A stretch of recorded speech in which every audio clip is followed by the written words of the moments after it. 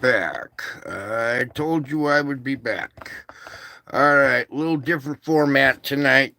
Tonight we're reporting live. Actually, I'm gonna get a couple of little adjustments here. We'll be live reporting this G5 solar storm that's going on and talking about the implications of the side effects of this tonight. So, just kind of waiting for a few people to get rounded up in the chat. Meantime, I'm just going to leave it right there for a minute while everything else gets settled in. A few people show up in the chat room.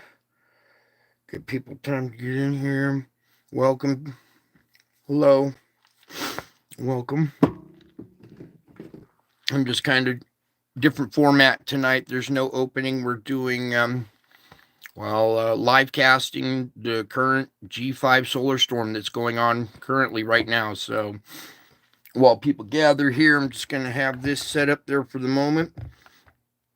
Get dialed in with my wavy lines and get all my ADHD stuff out of the way now. I had to, we're on a different computer now. The laptop got fried, so bear with me. We have to do things differently now, so we'll be running a different format, kind of a different show now. All right, seeing as how events now have changed. All right, so let me get that all nice and squared away. All right, welcome everybody. Thank you for taking time out of your precious day to come here. I wanted to try to get on early tonight in case we have any power issues or whatever here where I'm at, or where you're at as well, so you can watch, because my streams are so late. All right, so here we are. We're under a G5 right now. We're currently enduring a G5 storm. Okay, you look at the KP index, it's maxed out at 9, has been for the last 2 bars right here. Okay, so what they thought was going to be a KP4 surprise and is even more intense and is hitting us with a KP5. All right, here's your D layer absorption right here, the current conditions. You can see we have polar absorption at the North Pole and down here at the South Pole. I have a different computer, so we'll have to go to the D layer region later. But for right now, I want to touch base. Also, I posted a little update in the community. We had an X 5.8 just now, not too long ago. All right there.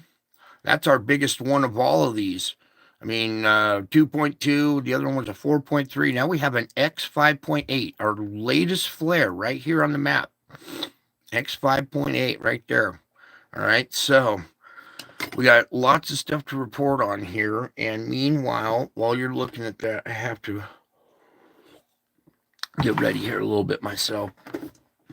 Okay, so also we have lifted indices as well over here on both, or in red now. That one will probably fill in red here pretty soon as well.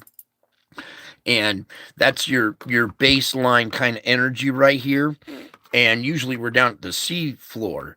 Our baseline energy is like at the M level. So any little up disruption, we're already running at M level. So any disruption can easily be an X flare. All right. So we've had multiple X flares over the last 2 weeks, and this chart has just always had some kind of red on it. 1 or 2, sometimes 3 X flares at a time. Right now, we currently have 4 X flares on our map right now. Our latest being the 5.8. The one right before it was a 3.9 right here. We saw that one happen last night on the show. Okay, now this one happened. And as if we didn't have enough waves of energy coming our way,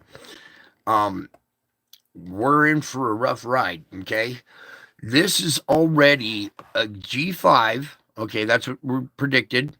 All right, so we're experiencing a G5. This is our first wave. This is our first impact of many.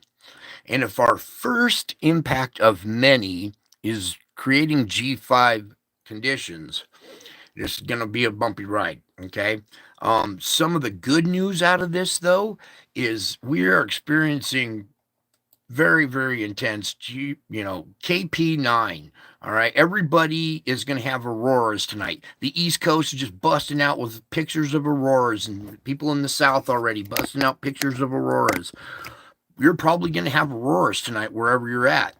And maybe we'll do a different kind of show tonight while it's while we go through this process. We might go outside and do some observation as well. Okay, I'll take the tripod out, point the camera up towards the sky, and maybe we'll observe some live auroras while streaming. Okay.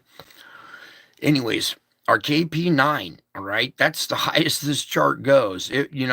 When I predict something, hey, we might see a KP7 or an 8, I never want to say we're going to see a KP9, all right, because that's just the top of the charts. And here's 2 solid bars of it. You can see the huge increase. As soon as the blast wave hit, it already hit at a 7.5 and just climbed and climbed, maxed out the. I bet you if there was a 10, probably you see these stairs, boom, boom. The next one probably right up there. So probably hit a KP 10, maybe. I don't know. I'll let you be the judge. The chart ends at 9, and you see this steady progression going up. Okay. And I bet you we'll see another solid 9 here, another couple solid 9s for a while. All right. Now, sorry about the jumping around. Here at this channel, I am a stickler for absorption. Okay. All of this energy, this geomagnetic energy, gets absorbed at the polar region, at the auroras, and then gets transferred down to the core. This is the kind of energy that really messes with the core. We can take a couple of X flares, the flare, okay, right to the chin. It's the CMEs that contain a lot more energy, all right, a lot more radiation. Okay, and it's the radiation, it's the heat, it's the thermal energy that transfers down to the core. The core heats up and swells. It'll grind on the shell. We'll see a dip in the magnetic field because of this. Pressure will come up from down in that region, travel up through the magma. We've already seen volcano activity, and we're going to see earthquake activity. All right. It's just going to be, wow. For any of you that have been at this channel for a while, this is what we've all been preparing here for. I've been, bracing you guys slowly for this stuff. So when it happens, you'll understand what we're looking at. You'll understand it. It won't scare you so much. You won't be afraid. Fear is of the unknown. When we know what we're dealing with, it's a little bit better. So if we're G5 right now, maybe maxing out maybe at a KP10 if there was one, we'll just stick with 9 because that's where the chart ends.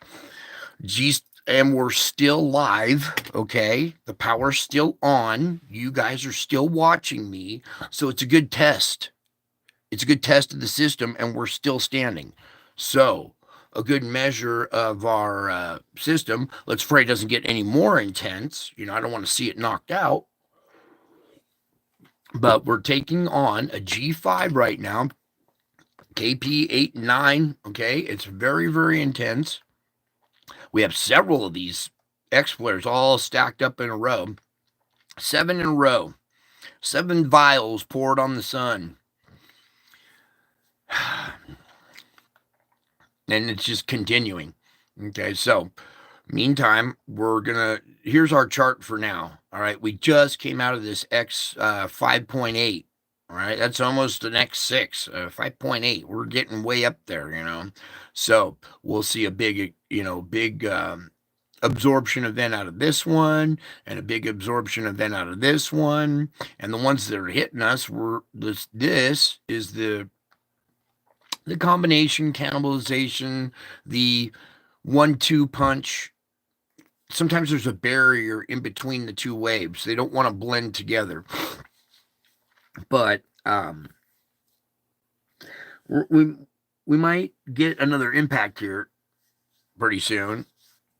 Another round of energy on our D layer absorption map. All right, we might see another flare up on all these. This is solid red up there. I'll have on this computer. I have to close out a tab to open a tab. So we have to take it one screen at a time. So let's maximize all the information out of this, and we'll move on slowly through this stuff. All right. Currently, we're residing at C9.3. Look, it came all the way down, and we're at C9.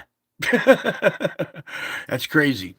All right, now look at this. X flare potential, not 60. It says 75%. That is disturbing, to say the least, especially with what we're seeing. All right, we just had our biggest of the series of X flares just now. All right, is it going to continue? Are we going to see a bigger one here in another 10 hours or so? What's going to happen next? All right, so a lot of red on this map, a lot of reason to take this seriously. Now we're starting to see media reports. It's lighting up all over the internet. Shit, tonight, everybody's a solar reporter tonight, huh? I bet you've seen a bunch of people come out of the woodwork going, oh, it's this and it's that. Well, it's a good thing you've been here with me for a long time. We watched this shit come in. We watched this progress. We know how this stuff happens. So while we're taking a look at this real quick, now it's this big bad boy, 3664, okay? And its magnetic complex is probably because of multiple objects. Each object out there that's heading at this region of the sun, or that this region the sun is interfacing with, multiple objects, each with its own magnetic field, and it creates this blurry little patch of weird magnetism as it approaches the sun, and then we get these patches on the sun. Okay, so 3664 beta gamma delta. All right, very dangerous. The thing's in one constant spark, basically. All right, so KP9, G5, let's get into this. While all the excitement is surrounding the ongoing geomagnetic storm, 64 just produced a major X5.8, an oh shit flare, okay? Updated imagery shows that a noteworthy CME will be associated. More to follow. All right, we don't need more shots, dead-on shots. This is kind of rotating out of the strike zone, but it's right where we're on the magnetic field line connection. So we're still going to get whatever kind of energy is going to be inside that magnetic field line loop. Current conditions with our auroras. Go, baby, go. Look, we're having red down, all the way down in here, green in the mid latitudes here, down in the, in the plains here, Missouri, Kansas, Wyoming. And as this bulge, kind of rotates around, I'm over here on the West Coast. We're all expecting to see this rotate around. So in a little while here, once we start, seeing some effects, I might take the tripod outside and we'll stream live casting from outside as well. Okay. And you'll get to see some of the UFO activity over my house as well, maybe. All right. So our auroras at the current conditions, all right, they're forecasted to keep continuing like this as we take on like the second punch. The second punch is due to hit here pretty soon, I think.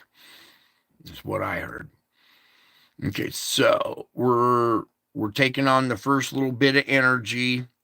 This was from, I think, it was from a couple days ago. It arrived sooner than expected. Okay, so that's what kind of caught everybody off. We were expecting late tonight, about the time when I usually do the show, was when everybody's kind of expecting impact around then.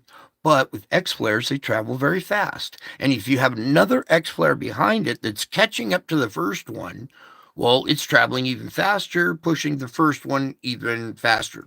Similar to those two spheroids that we saw conducting the weather. When the bigger back one nudged the front one, it pushed forward and created that effect kind of. Let's move on. So everybody's watching this spot. It's going nuts. It just pumped out a 5.89. It's not done with us yet. Okay. A severe geomagnetic storm continues. KP index nearing the extreme G5 threshold. It surpassed it. We're at G5 now.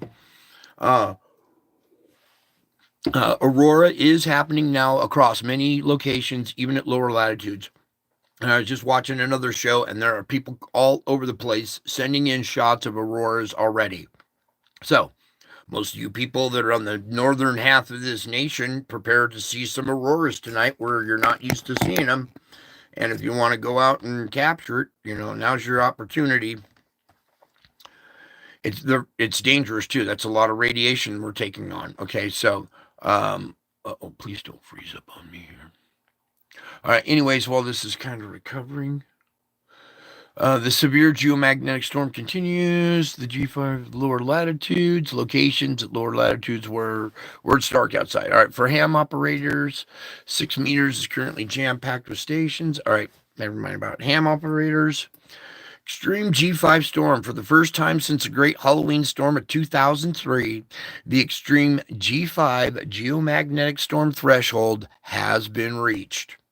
Okay, everybody's like, oh, it's, we don't have to worry too much. It's not, we don't need to take this one too seriously. Well, now we need to take it seriously. We've maxed out. We're extreme G5.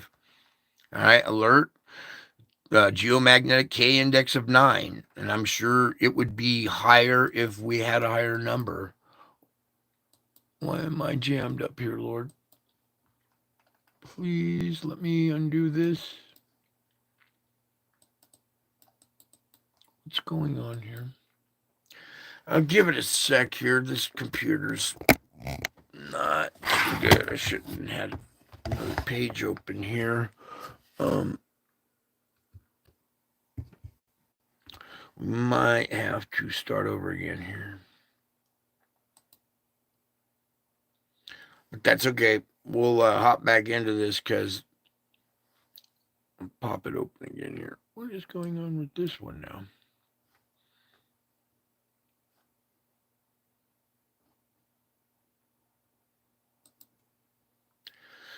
Bear with me here. See, it won't even close this page out. Something going on in this computer, too. A lot of spiritual attacks happening today. I don't know about you guys, but, been a very painful day. A lot of agitated people that don't know what they're doing. Getting agitated at me because they don't know what they're doing. And it's not my fault. It's theirs. All right. Let's see. How are we going to get out of this thing? Why is it still flashing and not doing anything? Well, maybe that's a side effect of the storm already, huh? So bear with me. We'll just turn it off here. Let's see if we can turn it back on here in just a second. We'll reboot it. Thank you for your patience here. I'm sorry we have to do it this way, but lost the computer or lost the laptop last night. The phone that I was using to show you the radar app on last night, that hit the ground and the screen shattered. So I just went down 2 devices. And now I'm on the only one backup computer that barely works. So just bear with me here.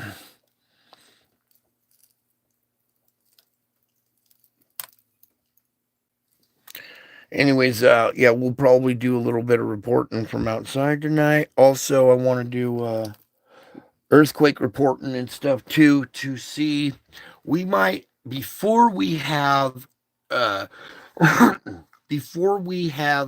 earthquake consequences or results coming from below, from pressure below, we might experience a pressure wave type impact inducing earthquake. So that we need to talk about 2 different kinds. Pressure coming from the outside of a planet pushing in on it like that, causing an earthquake, and then also the heat building up inside and it wanting to expand outward, causing quakes. All right, so we could see two different styles of quakes here. See, the sun does cause these earthquakes. People have different theories, and when they see results to their theory, well, it's because it's not just the one way it works. It works several different ways, depending on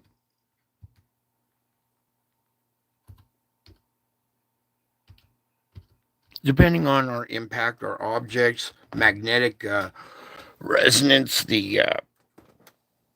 Bear with me here. It's going to be one of those nights where we have to restart, reboot, whatever, just to continue. So we're going to be practicing some patience. I think I'm just going to try to take it one page here at a time. Once we're done with the solar ham, I want to get over to the seeds and show you what happened today that caused our X5 or 5.8. No. Hang on. We're just kind of waiting for this to boot up here. Meanwhile, this old computer, see the little alien over here on the side, a little sticker? He's pointing up the cross. He's like, hey, Jesus is real. All right, please let this work. Now, can we come on over here? All right, Lord. We'll take it one page at a time if we have to. So, a lot of activity going on in the sun. That's why I want to get over to that seed site. I want to show you what came off the sun today that caused our latest X flare, and then we'll look at the spires that are coming off that indicate what if we're still going to have even more future activity. All right, the possibility for more future activity. Whichever one we're on, I'll take the other one. You know what? Give me that. X out of this. I will take a Google page. Oh, wait.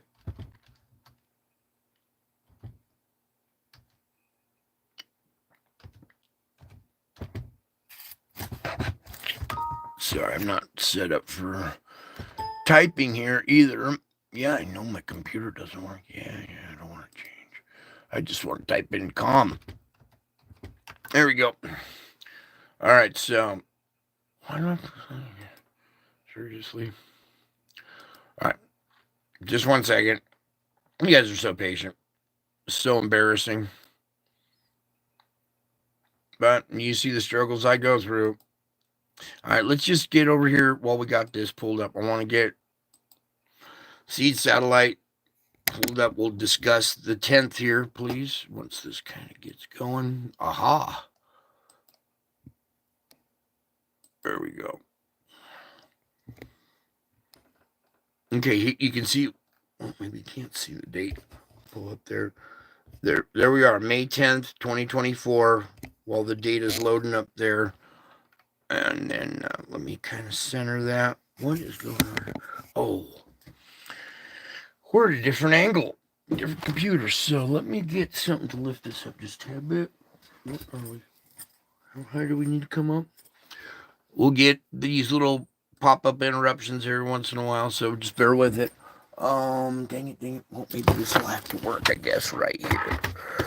Sorry.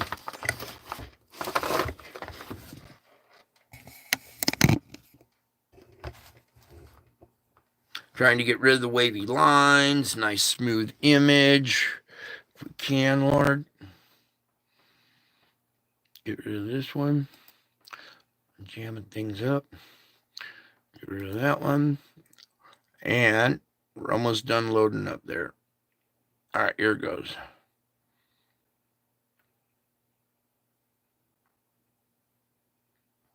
You can see this flow over on this side over here. You see a round flow going around something right there. Okay, the frames are running down below, but they're not changing. Let's try this, shall we? Why does that just keep popping up? All right, so hopefully we'll get a little smoothness out of this here once it kind of gets loaded up.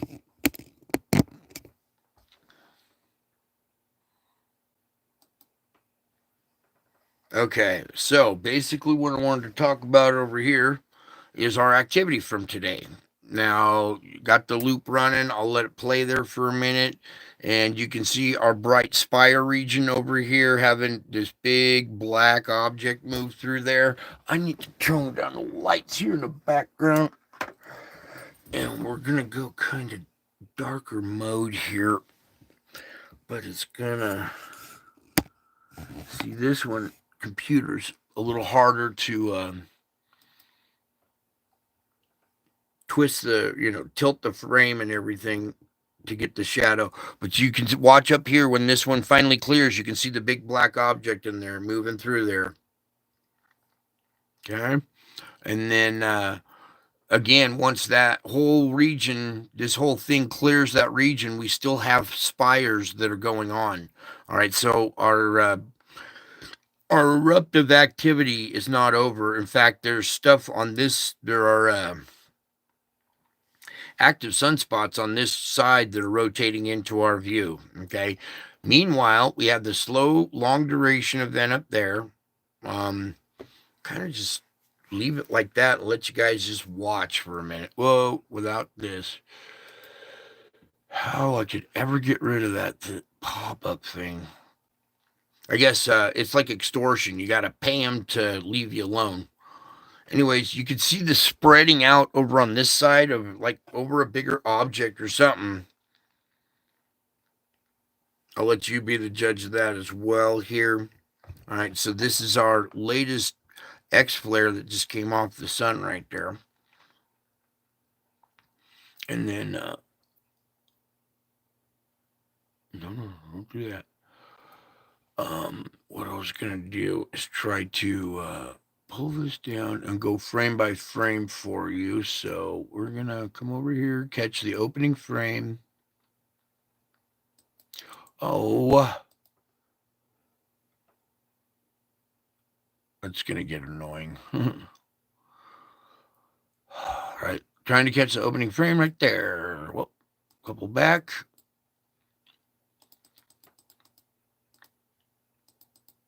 There we go. Opening frame 024 May 10th, 2024. As we go here, you can see our activity. This is already leaving the screen over here. Where'd my pointer go? There it is. So we got this event moving out of the screen right there as we start going through this day here. We have our long duration, slow motion CME coming out of our, oh, it's going to be annoying. Anyways, coming out of our spire region right there. You see this plasma reaching over some object right there. Then, halfway through this event right here, we have the other one coming out.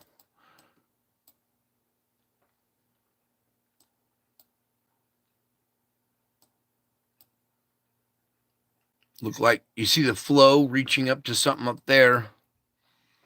Almost looks like there's a dark circle right in there somewhere. I was getting out of hand. Over here, stop it with that. Stop it with that. Over here on this side, let me see if we can tilt this forward. You see this little dark area with the plasma around it?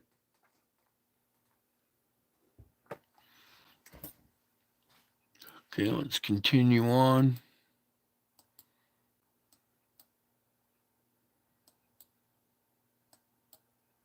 Whoops.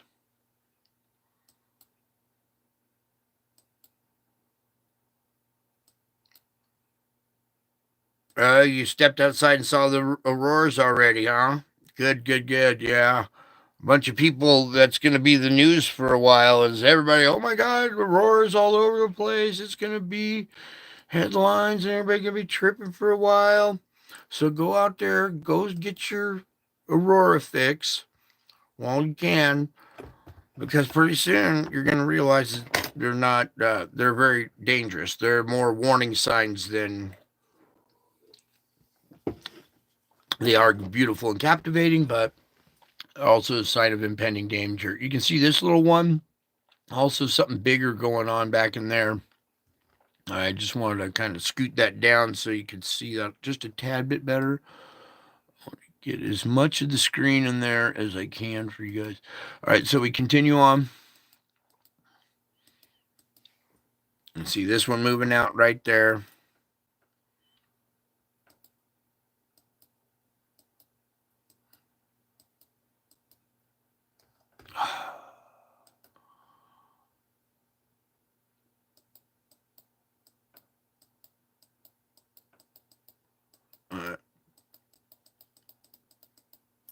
Another round one right in there.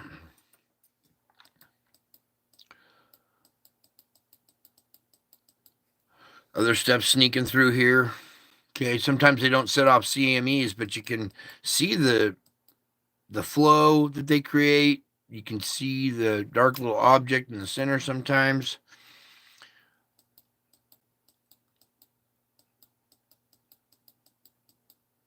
All right, so there was the tail end right there. So the last frame for the 10th right now, for the 10th, is right here. While we currently have this still underway, this is still kind of going on. We also have two spires in this region that are kind of reaching out to something else. All right, so despite all these X flares we had, we still have other possible events coming. Okay, these needles kind of point at an inbound magnetic field. Oh boy, it's going to be a long, long, bumpy ride. So what I'm going to do is put that back into motion. Whoops, forward and reverse. And what was I going to do? Oh, I wanted to speed it up just a tad bit, and then let you watch that motion. Without this popping up every time.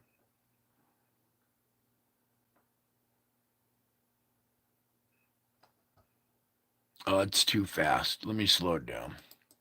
Let's try it like that.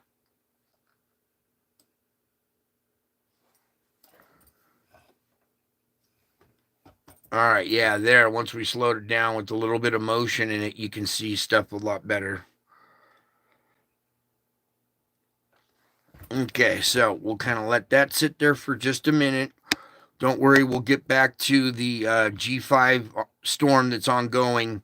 The G5 storm is kind of slow moving, so we'll keep checking back to it to see its progress, to see what other kind of activity we have coming off the sun. And now, you know what? You stay there and we'll just do that now. Maybe that'll work. All right, so there's your activity on the sun right there. I'm just going to move the pointer out of the way, let you look at that for a second. All right, it's similar to the start of our basic report that we do.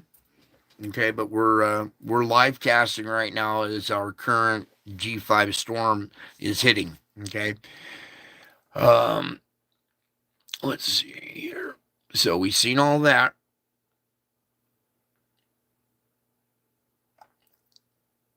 And let's put it back to normal speed. What are you doing, dude? Leave me alone.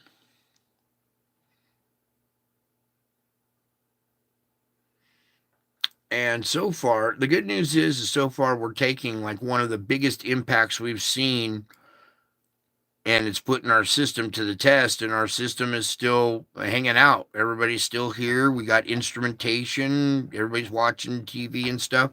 Let's keep praying that it stays that way. All right, I don't want to jinx anything, but everybody pray that our magnetic field stays strong and continues to protect us. that the Lord continues to protect us, because that's what's really protecting you. Anyways, as you see that activity, I'm going to try to speed it up one more time without you popping in there faster. Okay. So this slow motion event, this other one goes by too fast when we speed it up, but the slow motion events, when you speed them up, you get a little more clarity as to what's going on in there. You can almost see like a magnetic field exchange handoff between these two. So I'll just let the flow asymmetries speak for themselves. You guys have eyes to see now. A lot of you have unlocked that part of your brain now where you can use both hemispheres of your brain at the same time and see the three-dimensional activity that's happening on a two-dimensional screen. Because that's what everybody is lacking in seeing, is there's three-dimensionality in space. So these things aren't just going, up to the left. No, they're coming at you, out of the screen towards you and going over your head to the left or past you to the right.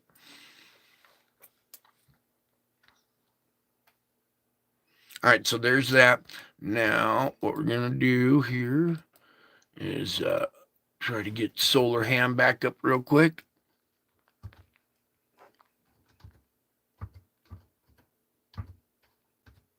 Ow. Sorry, I've been sharp pains all day today. All sudden sharp pains and grabbing my hip and screaming, ow. And people look at me, what's wrong with him? All right, please work, Lord. Please let this pull up for us. Okay, it's trying. A little spinny's going. It might help if I just take that out. All right, well, this page is loading up here. There we go. Back to here. Now, our X 5.8 that happened right here. We're finally hitting the floor of it now. It's done descending, and we're cruising below the seafloor right now, which is actually up here. My bad, the M floor. Not the seafloor. This is the other instrumentation. We're looking at the yellow line. My bad. So we leveled off at, just about M1.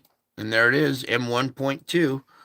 Okay, now, no telling what might happen here in the next coming hours.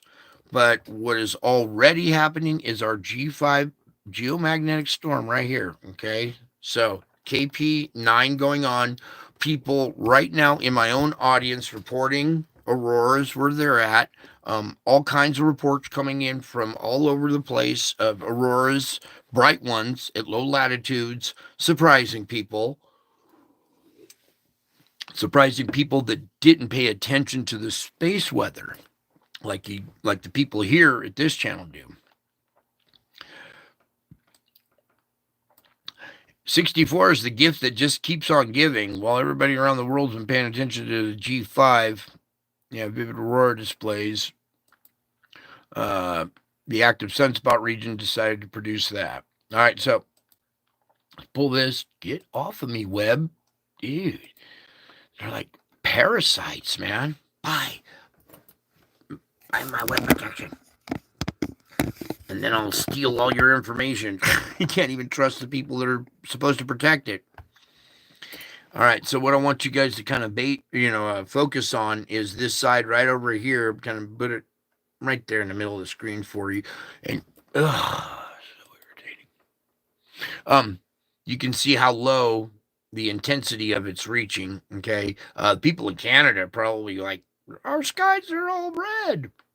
Meanwhile, down here, you're seeing it down in Missouri, Illinois, Indiana, Upper Ohio, Upper New York, Maine. So as you see, the sun's over on this side, all right? As it goes down and this whole blob rotates around this way, the thicker part of it is going to dip a little further south, and we might even see auroras down in Texas and stuff as we take on another inbound wave of energy impacting what's already going on. intensifying what we already have going on. Imagine another X flare slamming into this and sending auroras even brighter, even further south. So tonight is one of those low latitude aurora events. The upper latitudes are definitely going to see it. People reporting it all over already. And I'm just kind of outside the zone right here. But when this blob rotates around here in an hour or so, I'm gonna go outside and see what we can, if we're seeing anything in our skies, and we might just do some live casting of that. Now, out of there, you guys, web root. You guys are web crawlers. So I'm trying to get, back up here.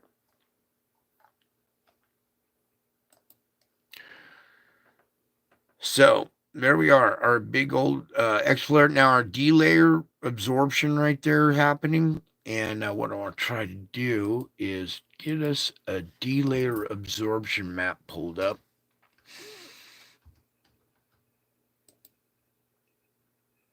Just bear with me here as we kind of transfer over, because I want to see our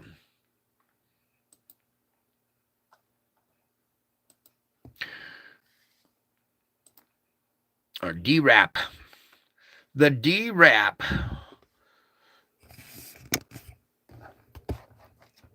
OC wrap. Let's check the DRAP. If we can. Come on now, give it to me. So it might take a second here. This Betsy here's trying the best she can. Now, load up this movie.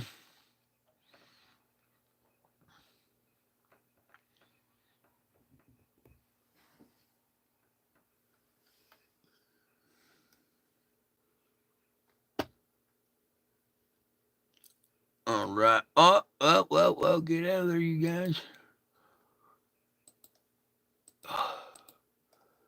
All right, so there's our little movie playing. Sorry for the interruptions with the web root pop-ups. That's it's going to be our little nemesis tonight. But we'll just deal with it. All right, so let me try to get the little thing in the bottom there. It's a midday right there. You know what I can do on this computer, I believe, is reverse out. There we go. And then, hey, leave me alone. Do something more like that. Get centered for you so you can see the replay bar. And at the very end here is our latest event with our X flare coming in.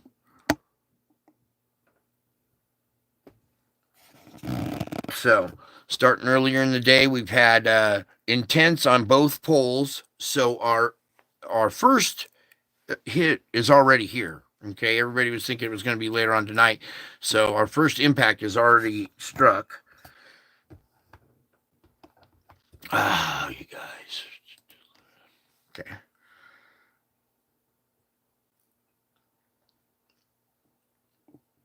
Now, absorption. I am a stickler for absorption because all that energy. Wow, look at that. Oh, my goodness.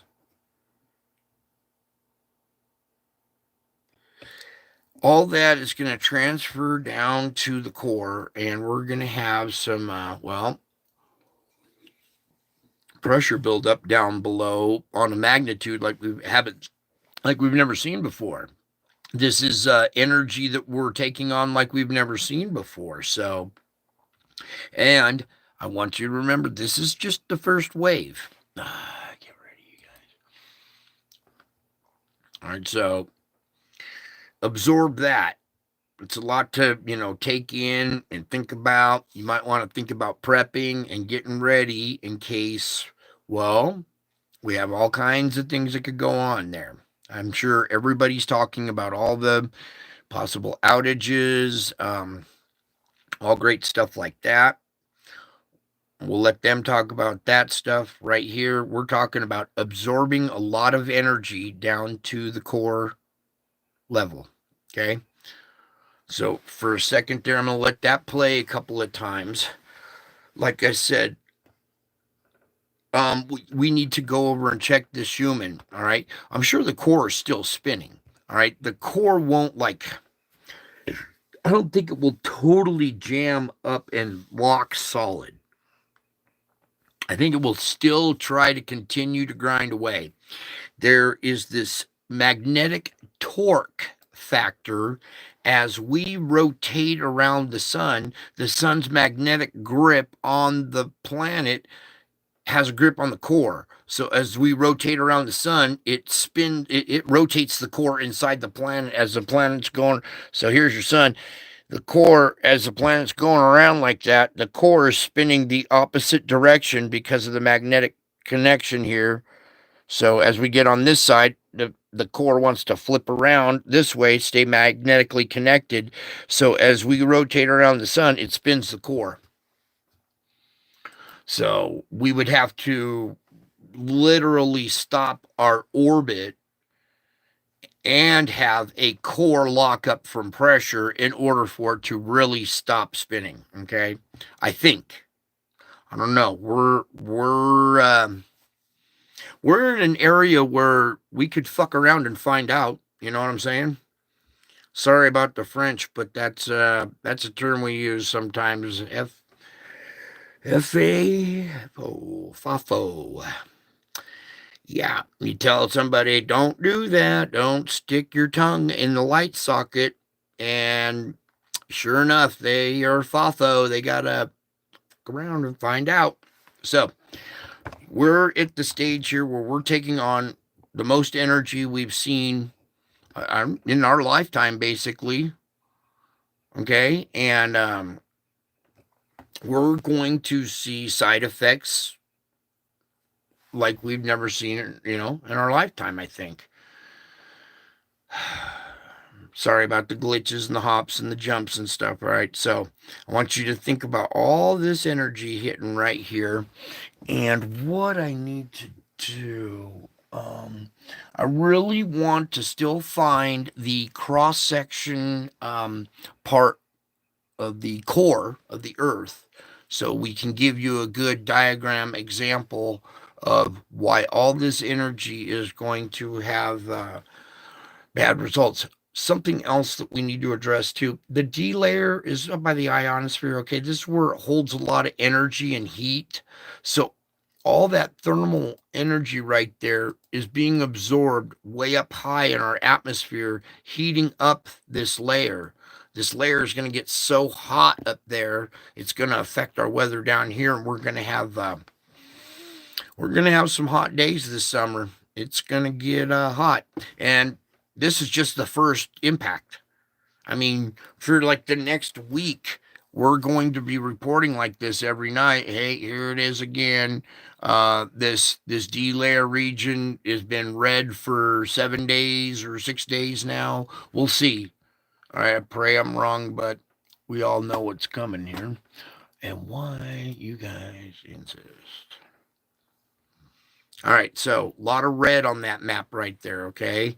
And it could cause a lot of, travel delays. It's going to have weather impacts, okay, as well.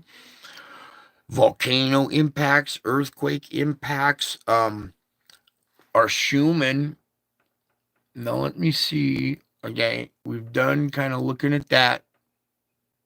Major impact from that X flare. The X flare added to our KP5 storm. So not only are we just having a KP5, we got X flare adding to it too. And not just any X flare, a 5.8 too. That's what you just saw right there. Let me pause it. Pause. Right there. And look how over here, it's all red all the way across. Oh, don't do that. It was all red all the way down, too. What just happened to this computer? Hello? Oh, boy. All right, well, you know what? We might have to reboot again. What you doing in there, best? Come on. Uh-oh. All right, yeah, we're just going to reboot again. So take a 4 or 5 minute break, go to the bathroom, get yourself something to drink or whatever while I reboot here. And it's just going to be one of those nights where we have to do this, okay? Until I can get a new laptop or figure out how to get this other one working.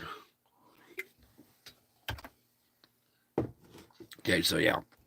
While Windows is starting up there, I'll go take a quick drag check on the cap.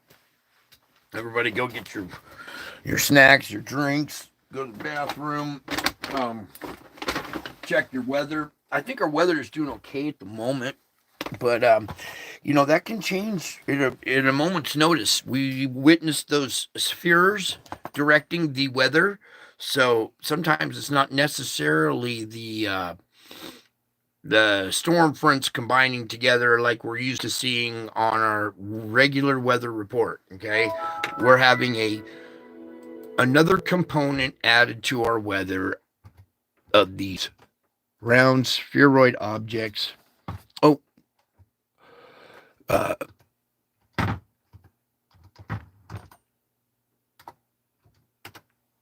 um, interfacing.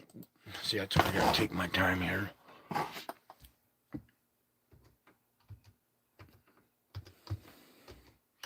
That's what I tried to type. Okay, so we're getting back in the game here. And our weather, the phone I use for the weather radar app, yeah, fried, screen's fried. So we can still open the app and still look at part of it on the screen, but I might have to reverse stream. So I will stream out of the broken phone and show you the image on the good phone that I'm streaming from in the tripod here. So, all right, we're getting back to business here. Almost done. See, it's that program running in the background. This computer's so old that I need a computer tech, some computer geek. Well, you just look at it and go, dude, you need a new computer. All right, so loading up, I think, here. Come on, Google Chrome, you can do it. And we might experience a couple connection delays, but I don't think that's going to be the problem. It's just this computer. Go, baby, go.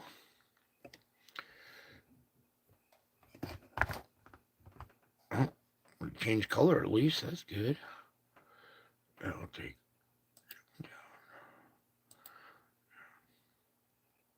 I click too many times and try to get too many pages going at once. Get rid of that space.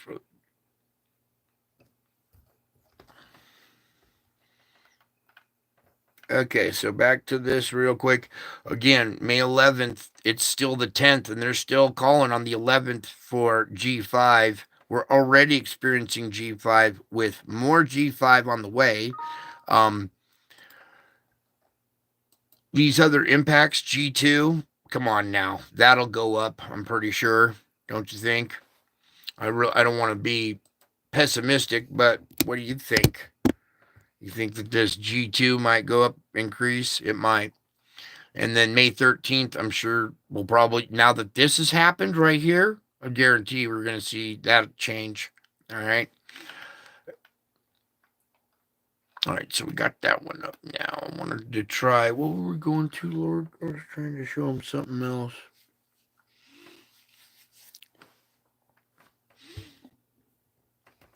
Earthquake report. Oh, the D layer we just did. We saw the satellite. Oh, the Schumann.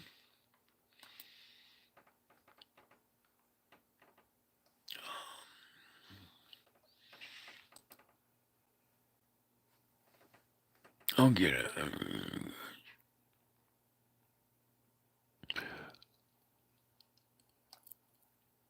Where did I see it? There's the D layer. Oh, man. I can't remember all this. All right, we're just going to have to Switch out of there. Come on back over here. Let's go to the earthquake map real quick. All this jumping around. Dismiss. Earthquakes. Boom.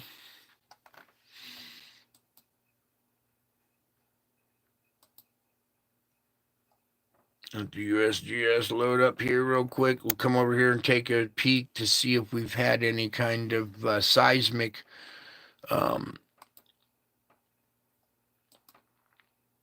related activity yet.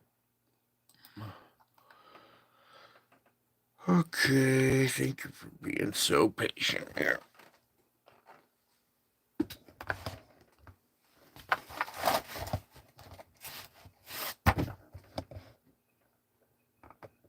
I think that's probably pretty good. All right, we got this quake that just happened right here in the central U.S., a 2.9 over here at Oklahoma. Oh, you guys can't see the readings in the background, huh? So we have to come back like that.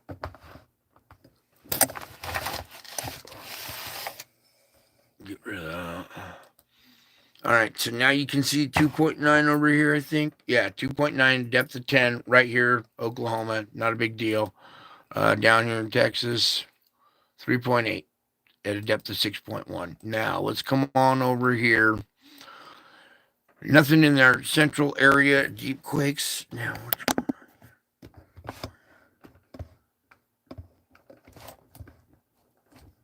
on? Oh, we need to come over this way. That's what that's going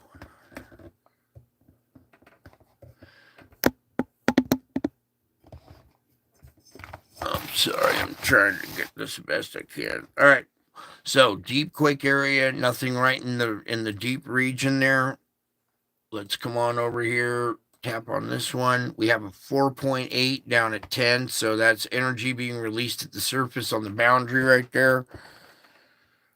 I want to try something here. Like a sweet spot. All right, that's better. No, it's not. So 4.8 at the surface right there. Now moving on. In our system here, we haven't had much activity. We started seeing a weak spot growing in there. So 4.5 at a depth of 10 right there. Energy being released at the surface. Moving on into here, we have a 5.6. This is a bigger quake for that region right there. It's a bigger little pickup in magnitude right there. 4.7 down at 81.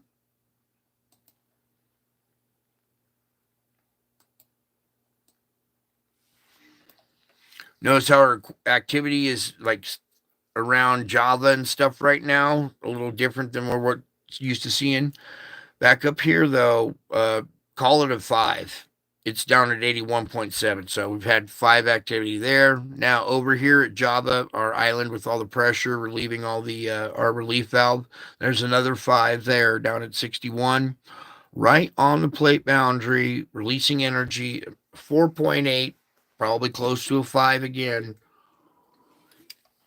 All right, we know how these guys like to try to tone down things so people don't get the wrong idea or the right idea. All right, here we go. 5.1 here at a depth of 62. Now, this island here, we're always kind of checking this plate boundary. And for this region right here, this is a pretty good sized quake for this region right here. 5.1. Doing pretty healthy right in that region. All around Java here, this is our relief valve area where we see a lot of SO2 coming out of the area, right? We covered that one, sorry. Up here, Fulcrum Point quake, 5.8 up by Taiwan. Our weak spot that we were talking about last night, getting earthquake activity right there. Fulcrum Point quake, there's a boundary, 2 boundaries come to a, this little wedge of pressure push like this and actually push the ocean floor. Imagine like your God's finger kind of pushed a bunch of sand like that, and it pushed so much piled up so much sand it poked up out of the water, creating the island of Taiwan. And that fulcrum point right there is where energy gets released. And there's your 5.8. Path of least resistance, our weak spot right here. Remember, we saw pressure over on this side like decrease. Well, I bet you we'll see pressure over on that side increase when we get over to that null school site. What else do I want to do here? Oh, sorry. Let's come on up here. Now, this region been kind of, quiet. And this is where we have that patch of white hot water coming out of the ocean there. Here's a 5.0 at the surface right there, relieving energy at the surface. Right behind it's a 4.3 down at 66. Come up here to the Kamchak. Now we got a 4.5 down at 78. Meanwhile, over here we have 4.2 down at 132. Some possible mid-range 4 energy made it over the hump here. This kink in the garden hose kind of just diminishes the energy, the magnitude sometimes. So we went from 4.5 to 4.2. What's this up here by the fulcrum point? 4.5. So we have 4.5 energy up here at the fulcrum point. This area right now, there's nothing in there. Prepared to see at least a 4.5 along the Juan de Fuca, even down into Southern California. There's nothing coming up from the bottom yet. No pressure coming up this way from the Cocos Plate, and there's no activity around the Cocos Plate. It almost kind of seems suppression there, but anyways, we got a fulcrum point quake right here, 4.6 down at 231. All right, and then as we look over here at Europe, very quiet, this whole region, and the dang this thing, dude, gonna drive me nuts. And our mid-Atlantic ridge right there. I expect we'll see some activity going on in here pretty soon. Recahenus will probably go off. We'll see some activity along here. All plate boundaries be on alert. All fulcrum points be on alert. Okay. Any weak spots in the crust be on alert. Let's go dive in here to Hawaii.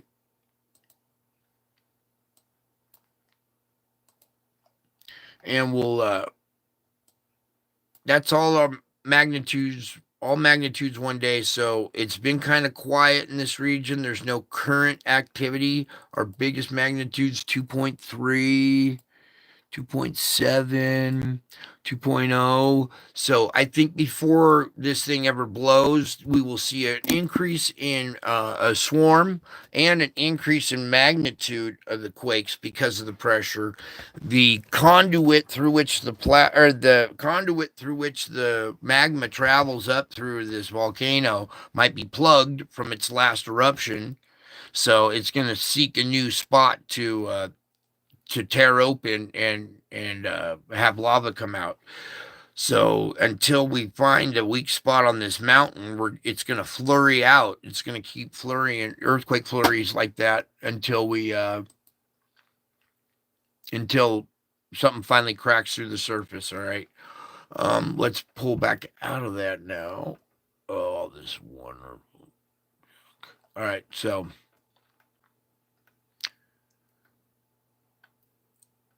we did see some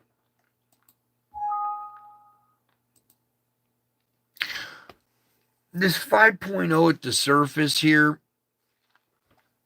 I'm wondering if some of these bigger quakes that are at the surface, this might be the impact from the pressure coming down on the planet. Remember, I told you there was 2 different ways.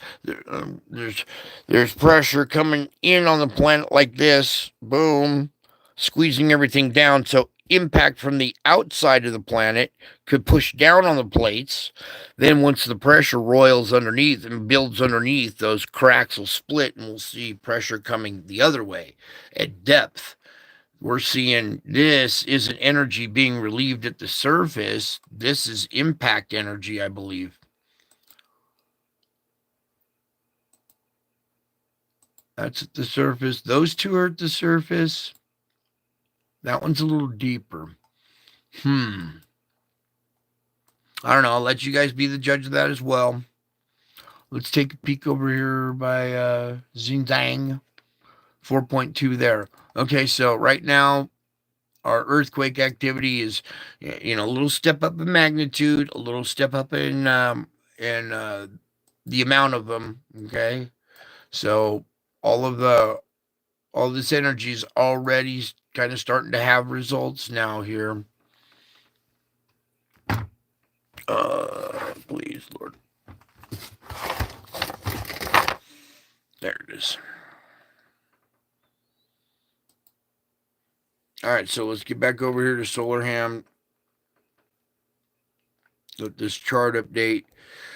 This chart updates every couple of minutes or whatever to keep you fresh data. All right, so just a minute ago, we get out of that. I wish we could just avoid all that. After we came out of it, we kind of hit the M floor here. Looking at this line is the C floor there, but here up here is our regular reading. So we hit the M floor, flattened out, and then we've dropped a little bit more. You can see it better on this purple line right there. So we're still descending out of this impact, which, look at this one. It descended way down to here until we had another one.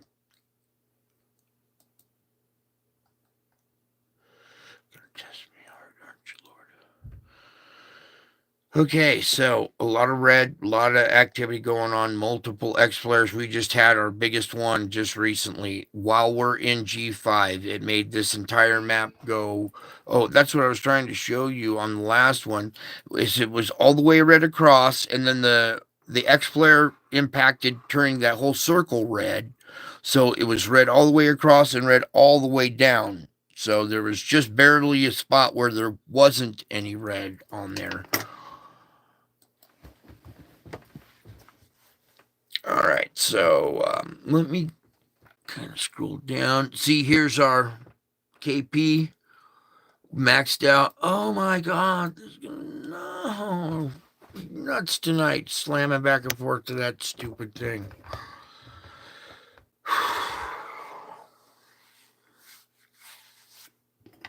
All right, this chart is unlike we've ever seen before. All right, this is a very, very strong impact here. So, also, your auroras rotating around,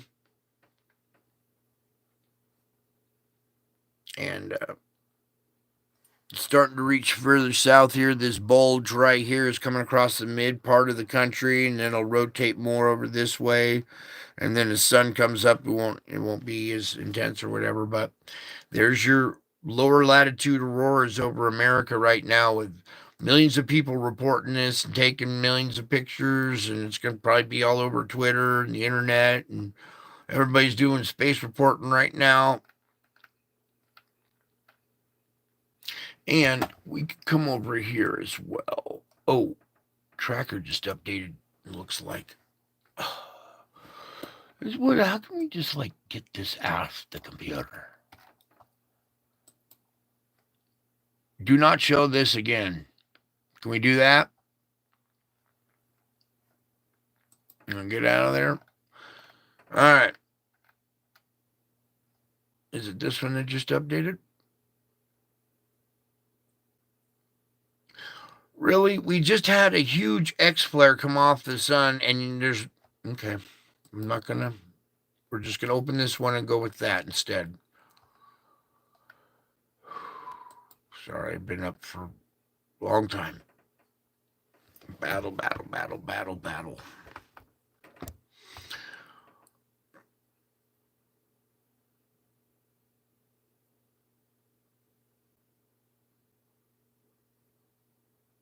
Okay. There we go. My bad. We lost the prop there. I'm going to leave it sit there for a minute. I also need you guys to notice density. All right. That's what's making this G5 turn into almost like a G6, KP10 now. Why would you make a scale from 1 to 9? Don't we always judge things on a scale of 1 to 10? I don't know. Just inquiring. Anyways, as you look at this, what I'm going to do is I'm going to step aside for a second and do something here. And what I'm trying to do is get you guys set up for a minute to take a peek at that. A little closer up. That's just our latest updated data. Just now updated. So take a little look at that. I need to go say a prayer for all of you guys right now, okay? So give me a few minutes to go to my my little prayer closet and say some special prayers. I will be back in 5 minutes here. Sorry, I got to keep stopping and delaying, but this is a different type of show tonight, okay? And we can do spiritual report too as well. Is there a chat room going? I haven't seen a single chat. Oh, there it is. Okay, good. You guys are cohabitating. Good. All right, so yeah, chat amongst yourselves while you absorb what's going on here. I need a little talk with a little prayer real quick. I'll be right back, and I think we might try to look up the core of the Earth example, the diagram where I can explain more. You can grasp the concept better of how this energy wraps around the planet. The round shape of the magnetic field comes off the planet this way. Both loops intersect down into the core. Thus, whatever hits the outside of the loop loops all the way around like an electrical circuit. Once we bring up the diagram, it will kind of make more sense. And then you will see how each one of these impacts that hits, that'll be an absorption. There's another absorption and a third one right there. You know, we could have KP5, KP4, KP5, KP again. So that's just taking a battery that has a full charge. Okay, it's fully charged, and you're hitting it and you're trying to jumpstart it with another battery and add more voltage to something that's already maxed out. We're going to see some kind of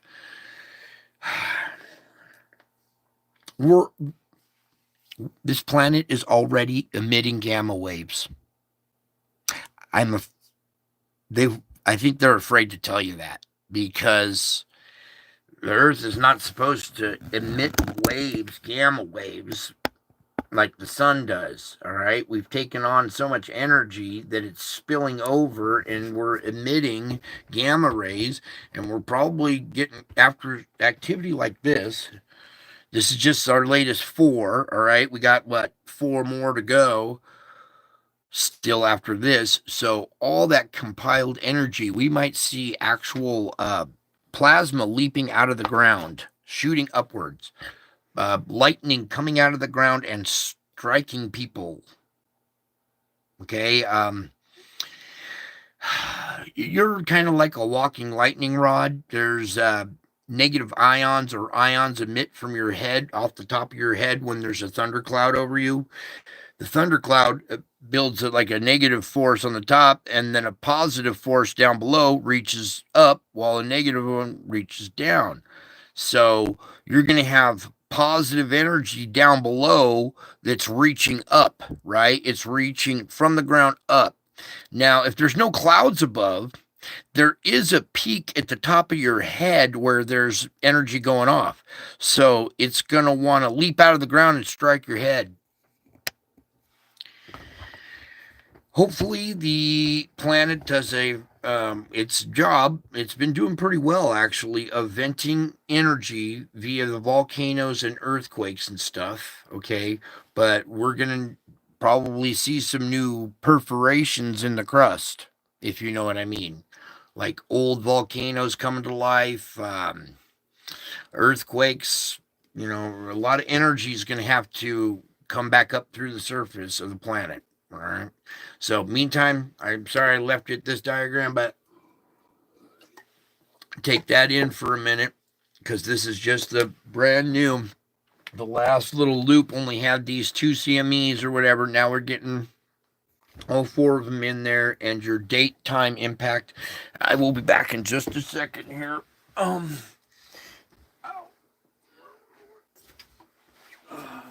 prayer form. I'll be right back.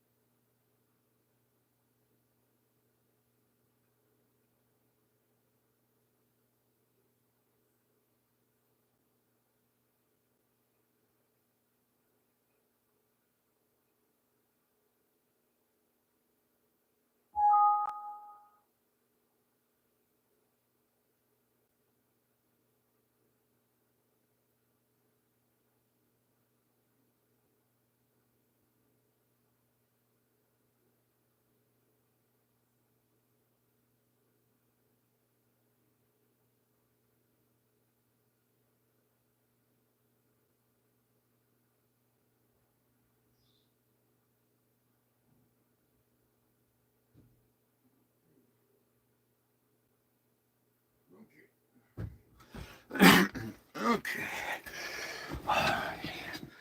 So, let me get that out of there. Sorry that popped up there. All right, so I'm back. So, hopefully, you got this all absorbed in your mind. We got multiple CMEs coming from multiple X flares. This is our first round of absorption already, with this to still to come, or this impact right here that they predicted on the 11th, and we're already seeing it. So I think it arrived early. So that impact will be more early. This one might scooch up. See, in between these peaks, this valley right here, it'll build up a magnetic wall here and a magnetic wall there, and it'll keep them perfectly separated like that. They'll stay at a certain gap like that because of the magnetic resonance between the two waves. All right. That's why they rarely cannibalize and merge into one like they show on here. So we might see like a quick double tap. You know what I'm saying? We just had oh, don't freeze up on me again now. We might have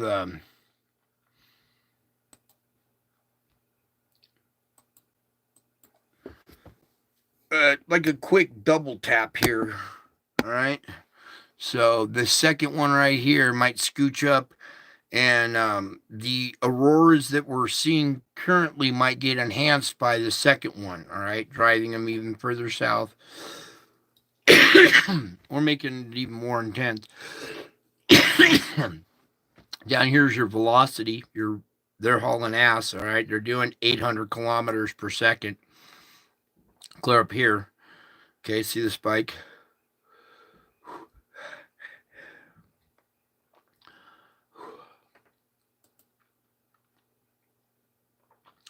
Just bear with me, this thing's jamming up a little bit. But quite an intense impact that we're going to see, that we're already seeing, and then maybe a secondary double tap right here. And if this hit midday the 10th, and this is due on the 12th, this might hit midday the 11th here. So let's see if we can back out of this thing now. Please, Lord, let that work. Oh, good. And let's continue to back out some more. And get back to our solar ham layout here. Here it comes. In just a second here. Come on, Betsy, you can do it. This poor computer has seen a lot. No, I don't want to exit page. Wait. Why is it taking a second here? You know what I can do? So once that page opens, I can cancel that one.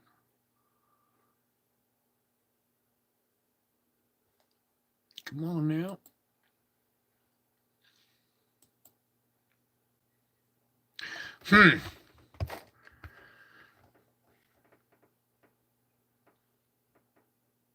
Why is it not loading up?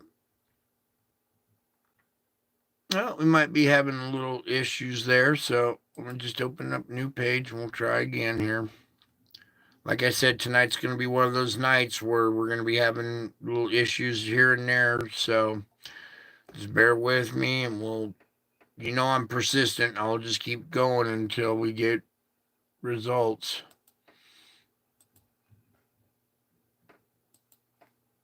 Also, let's come over real quick and visit this bad boy right here, okay? Very big, multiple sunspots going on, right? Or, all combined into one rash, multiple positive, negative regions that can, combine this way plus to minus, or this plus to that minus, or that plus to this minus. Remember how we've seen that configuration before? It's a magnetic complex. And I believe that maybe the reason why for such a weird layout is because of multiple objects that are out away from the sun at this angle. And as the sun's rotating around, these objects are right out here, okay, per se, a little ways out or whatever. Their magnetic field is roiling this magnetic field, causing, multiple interchange magnetic fields that are all mingling like this, tickling that one spot right there. And if it was like one object, we'd see like one good, healthy, positive, negative. But we're seeing multiple positive negatives all over the place. And I think it's because it's a patch of objects that are possibly out here away from the sun, whose magnetic field interacting with the sun's magnetic field like that. Now let's back out of this again. Sorry about the web root. I'll probably drop an F-bomb or two later on because they get frustrating, so just bear with me. I'm working on it. All right, try not to. 75% X-flare potential. All right, we hit the M floor. It's kind of dropping a little more, so the sun's taking a breather for a moment, which is good. All right, especially after all the activity we just saw out of it. All right, now, what I want to try to do is find this diagram of our sun and its magnetic field. And it's going to be one of those. Okay. First of all, I want to change this mode. I don't like white mode. I like the dark theme. It's easier on the camera, easier on your eyes too. All right. Come on, you can do it, YouTube. There we go. So, now let me type into here. Where's my keyboard?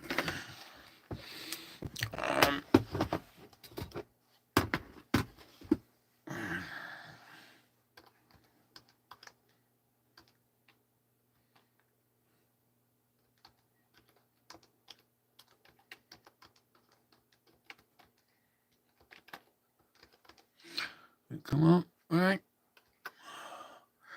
Oh, dang you.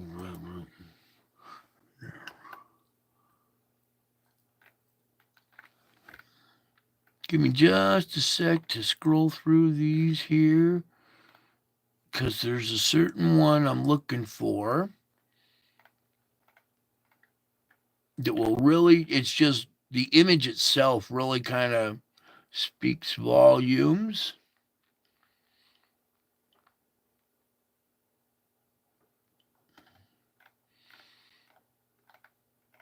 Yeah, all kinds of people going live with auroras and stuff.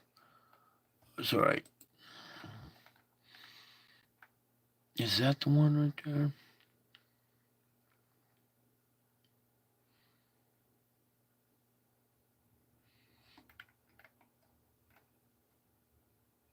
And not necessarily interested in the video and what they're saying per se. Oh, here, that's a good idea. Whoops. Here, let's use that image real quick. Admittedly. Hey, man. After the ad, of course. I do.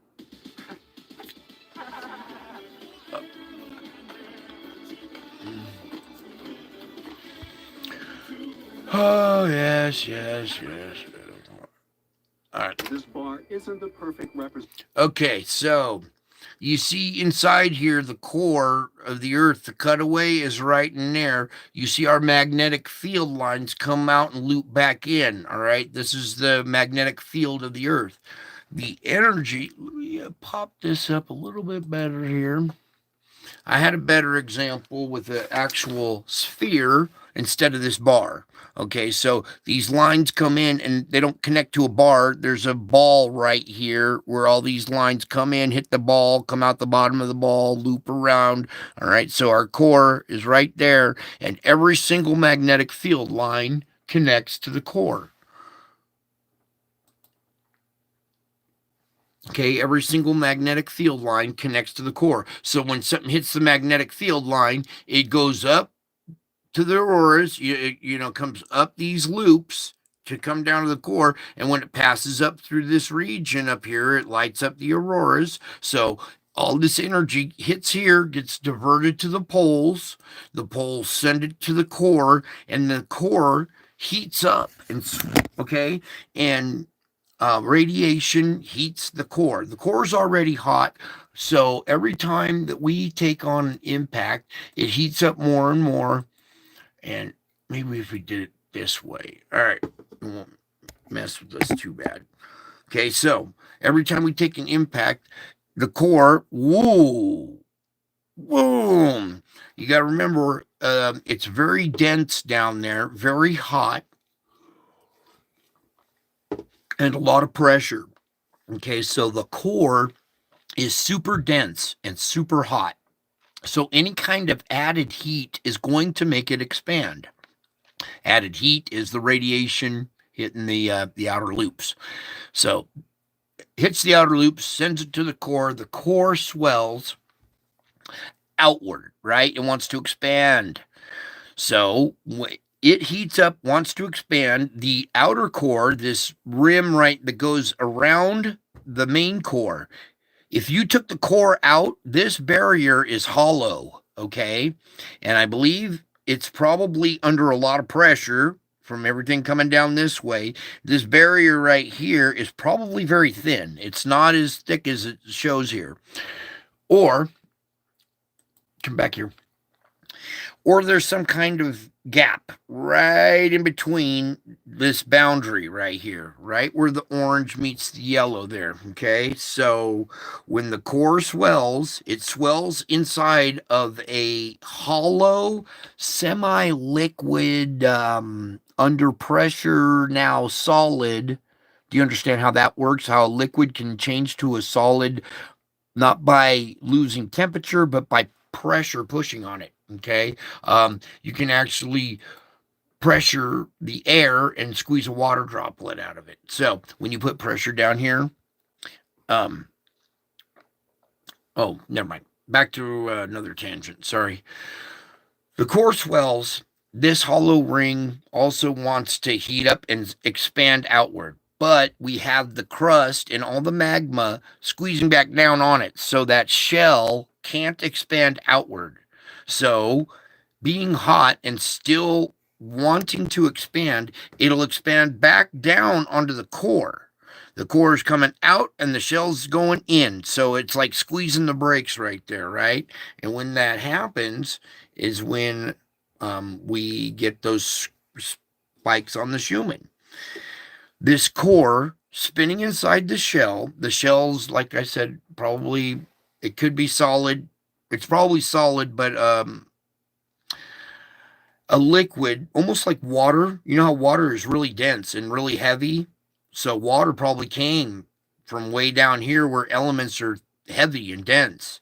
All right, so there might be a boundary in between the core and the outer regions, a little boundary of water or something that gets squeezed or something. There might be a lubricant in between the two. All right. But it's the spinning inside the magma that creates the magnetic field. And we can see magma flowing down the side of a volcano and see magnetic fields by magma flowing. The movement of magma generates a magnetic field. Well, this is all magma with a steel iron type ball spinning in the middle of it. So the spinning dynamo is what generates this magnetic field that protects us. It's the spinning of the core inside of its shell that generates this electromagnetic field that protects the planet. Now, when electromagnetic energy hits this electromagnetic field, it exchanges, sends it to the poles, the core swells. We see, the activity on the Schumann, the screeching, and then we also see pressure. Once this expands outward, come up to the underside of the crust, all right? Now you got pressure coming out this way in all directions, all the way around the planet, right? And it's trying to get out, and there's the crust. So the crust is like the shell of the egg, and the egg wants to explode. So it's looking for the weakest part in the crust for pressure to escape. So any perforations in the crust or fault lines, okay, are weak spots in the crust. So every time CME hits the Earth, repercussions happen down below that result in earthquakes, volcanoes.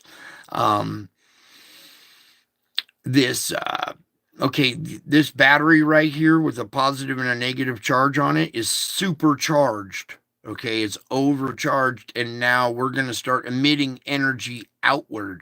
So out of the crust is energy going to try to escape if we don't have a release of the pressure down below. Okay, we're going to see different results now if we don't have an equal balance of energy coming in and pressure being relieved. Okay, so there's a decent example. Hopefully you were able to grasp the concept here of how that works and how energy from a CME really affects the core. It doesn't affect the surface. It doesn't really hit us too bad because the magnetic field's protecting us, right? But it does affect the middle of the planet. And that's where we have our issue. Okay? So, a little bit of geophysics mixed with astrophysics so you understand how the sun and the earth dance together. They're both batteries, okay? The sun gets its energy from the universe, all right? The sun has an identical structure, almost identical, all right? Except it doesn't have a crust, we'll say. But it has a core, it has a magnetic field that comes out like this, all right? Now, the spinning of the core inside the sun has a dynamo. It spins inside of there that produces its magnetic field. All right. Now, something outside of our solar system, energy comes in, hits the sun's heliosphere. All right. The sun's magnetic field reaches all the way out to the edge of our solar system. It's called the heliosphere. All right. So these outer loops that you see on our Earth, the sun's outer loops are actually the shell of our solar system. That's how far out the magnetic field lines reach, and that's the boundary of the solar system, is the magnetic field line on the edge of the sun's heliosphere. So anything that's affecting the sun's magnetic field lines, any energy hitting the sun's magnetic field lines, an outside influence, is going to direct that energy to the poles of the sun. What's going to happen? The poles are going to send it to the core of the sun. The sun's going to heat up and swell inside. Energy's going to want to escape outward. Okay? Want to escape outward from the sun. And we're seeing that. Okay? So both operate like batteries. It's a universal machine. There's the motion of these objects rotating around each other causes the spinning inside, which causes the effect. There's outside energy that's putting energy into this so the dynamo can keep spinning.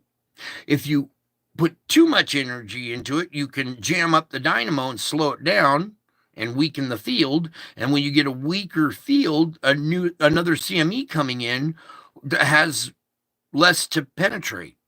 Okay, so the second impact can be more impactful than the first one because the field absorbs the first one, gets translated down to the core slows down a little bit, the field dims, and then the second impact is able to penetrate.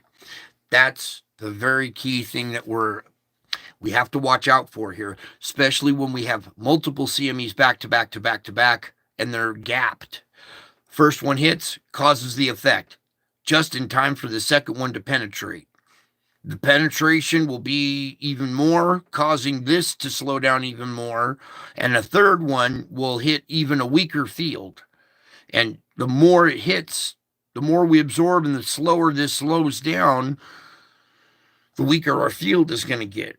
So a series of X flares could really just dim it. Woo! Dim it some more. Another impact hits it when it's dim, and whoa! All right, so we're in for a brutal round of electromagnetic exchange.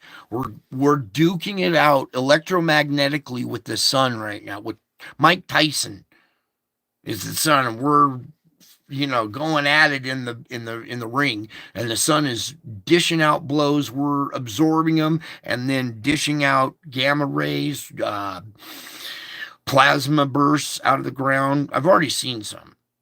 They've already been happening. That's why I know. Okay, I've already seen it.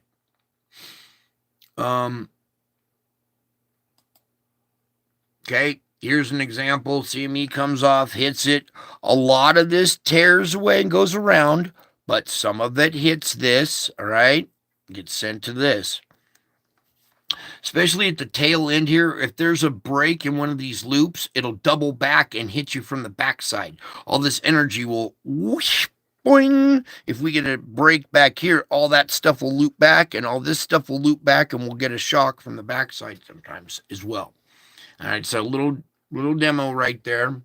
Diagrams help a lot. Can help you kind of grasp the situation. Oh, what was this one? What else we got in that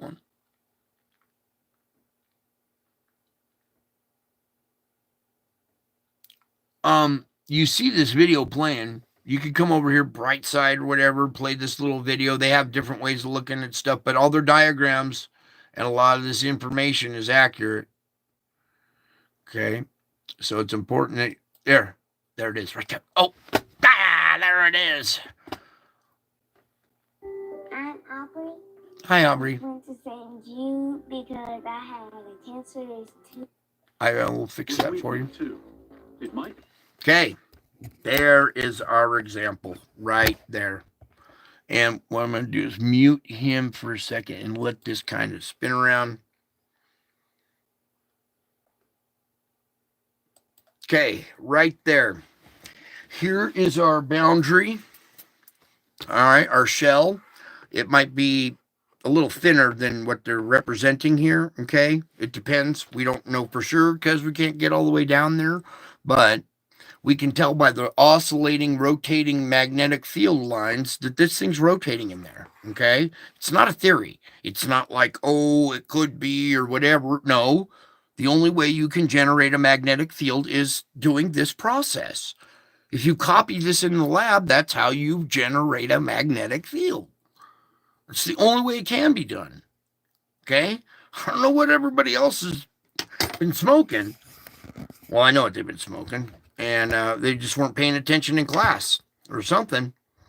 So now you see there's different densities too. Okay, as we go down, pressure is pushing down. So the further down you get, the denser these materials get. So they almost stack up in a formation of elements. The heavier elements sinking to the bottom, the lighter ones rising to the top. All right. So as you go up, energy travels up through these layers. They get thicker and thicker and thicker and thicker. I mean, they're thicker as you start, getting thinner and thinner and thinner until you get to the crust. And the crust is really thick. All right. So these radio waves that propagate out of the grinding, when this grinds with this, all of a sudden you got the metal brakes grinding. You know, your brakes wore out in your car and you're still using them.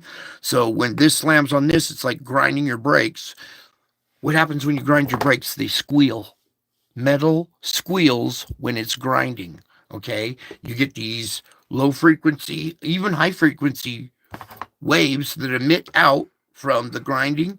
They emit out in a circular fashion, going up through these layers up to the crust, and then they emit from the surface of the planet and go out into space, bouncing off the ionosphere, coming back down as echoes.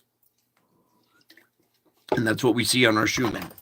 Okay, very important diagram here that you understand astrophysics and the terraphysics of it too, the geophysics, how this whole effect affects your geophysics. Okay, so I want you to think about something else.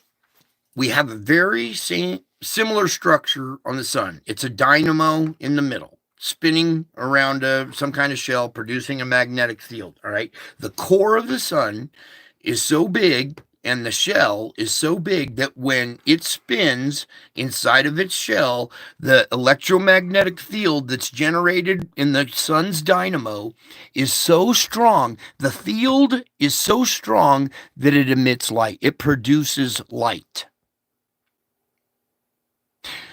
The corona of the sun that we look at on our corona graphs is the magnetic field of the sun that you're seeing. That's the glowing part of the sun, is its electromagnetic field.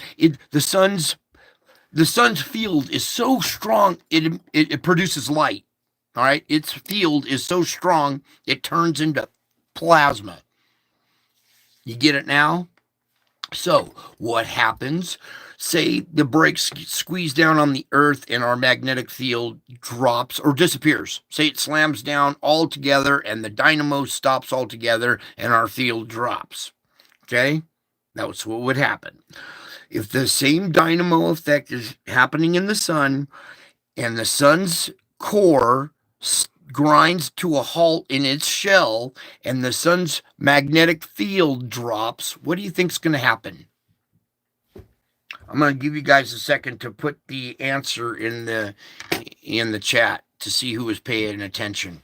So if the sun's dynamo ground to a halt and the sun's corona stopped, what would happen? What would happen if the core of the sun and its shell grinded to a halt? I'll let you think about that for a second. I know it takes 6 minutes or whatever to delay on this. Yes, we would be done. Yes, that it will. No, maybe not explode. I don't think it would explode. Don't you think it would stop shining? If the sun's magnetic field is so intense that it makes the sun shine, it produces light, okay? The magnetic field is so strong it produces light instead of just ours is invisible, okay? So if the sun's things slammed together and locked up, the sun would go dark. It would stop emitting light. It would turn black. Black is, well, like the spheres we see.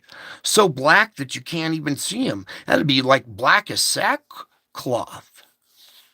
Now do you see how the sun could turn black as sackcloth? Does it make sense how that could actually happen and how the physics of it works and how that would... We're seeing effects like that already happening here on our planet. Remember, we're seeing the same effects on every planet system wide in our solar system. The same effects are happening to every single planet. Remember, we had our list of side effects that were happening at other planets. That list was of what to expect here on Earth. Since Mars is having all this, we could expect to see this. Since Jupiter was having these side effects, we could expect to see those. And we had this list of side effects. And what did we do? We went through them and checked them all off, didn't we? So if we're all experiencing, if every planetoid's experiencing the effect, I'm sure the sun is experiencing the effect as well.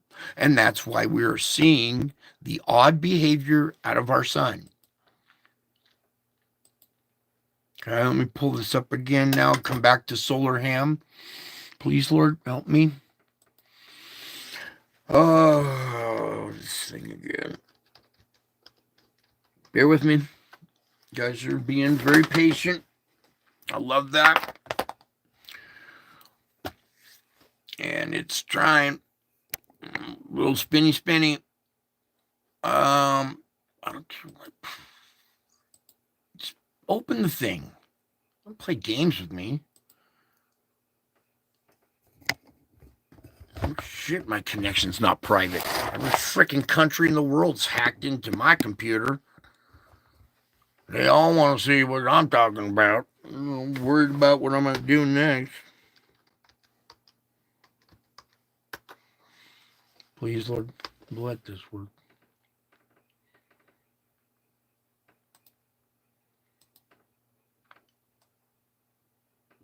Oh. All right, let's try one more time here.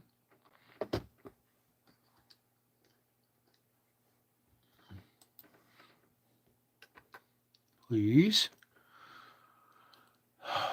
Bear with me here. It's trying to pull it up. Having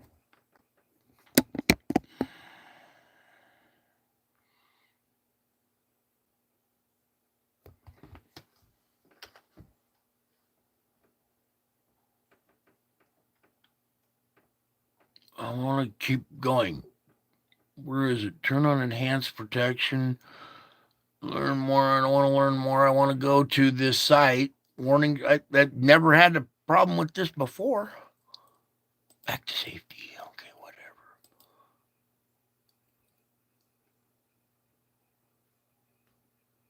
All right, let's try something different here then. Try Google.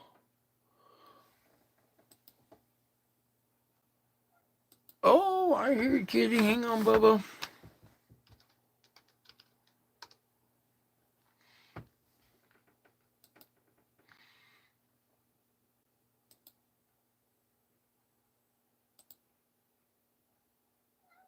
Yeah, I hear you, bud. I'll get you a treat. Hang on. Hopefully this map will pull up here. Come on, you can do it. All right, there we go. All right, I'm going to leave that there for just a second and take care of the cat real quick, and I'll be back in 1 minute. Your treats are in there. Yeah, dude.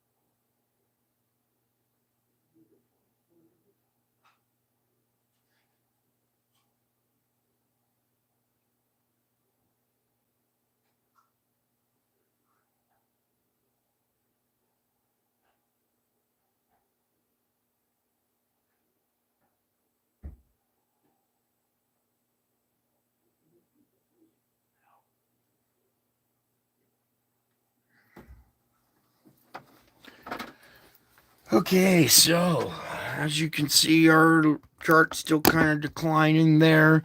Oh, this delayer absorption is probably just going to continue to be like this for a long time with the red. Thankfully, down here it's yellow and not all red, so it's not well, it's taking a little breather there, so it's a little good news. I've never seen X flare potential at 75%. That is crazy. Also, what we can do now is try to go back to the seed site here.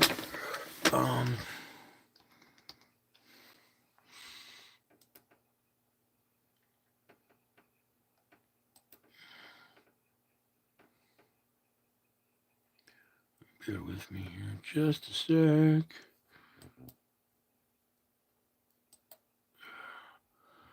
I want to see if we have any data from tomorrow posted yet. Yep, there's the 11th. Oh my God.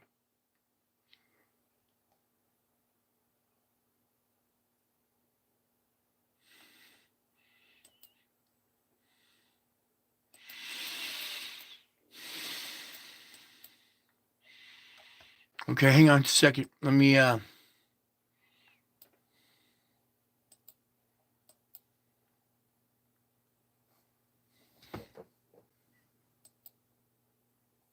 look how wide this spread is all the way. Wow, look. From all the way up here, all the way down there, there's a big, huge magnetic field that this is just latching on to. Look, all the plasma reaching out here.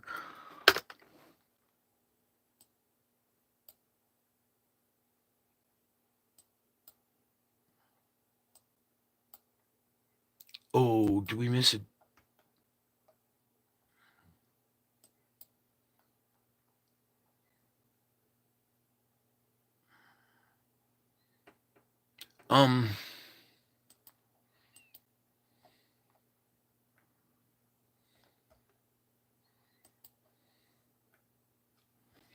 Leave that right there for a second.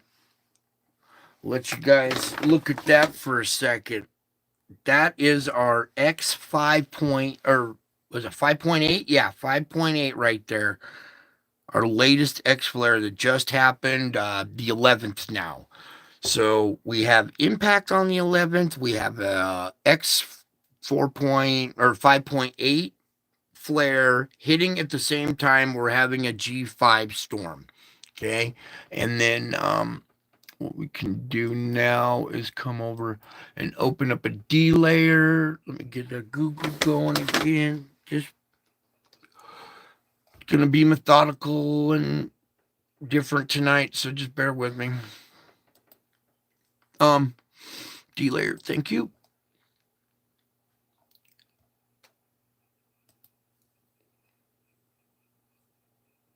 Because last time we were still kind of reporting on this and we had interruption there. Okay, let me load up this little movie real quick here.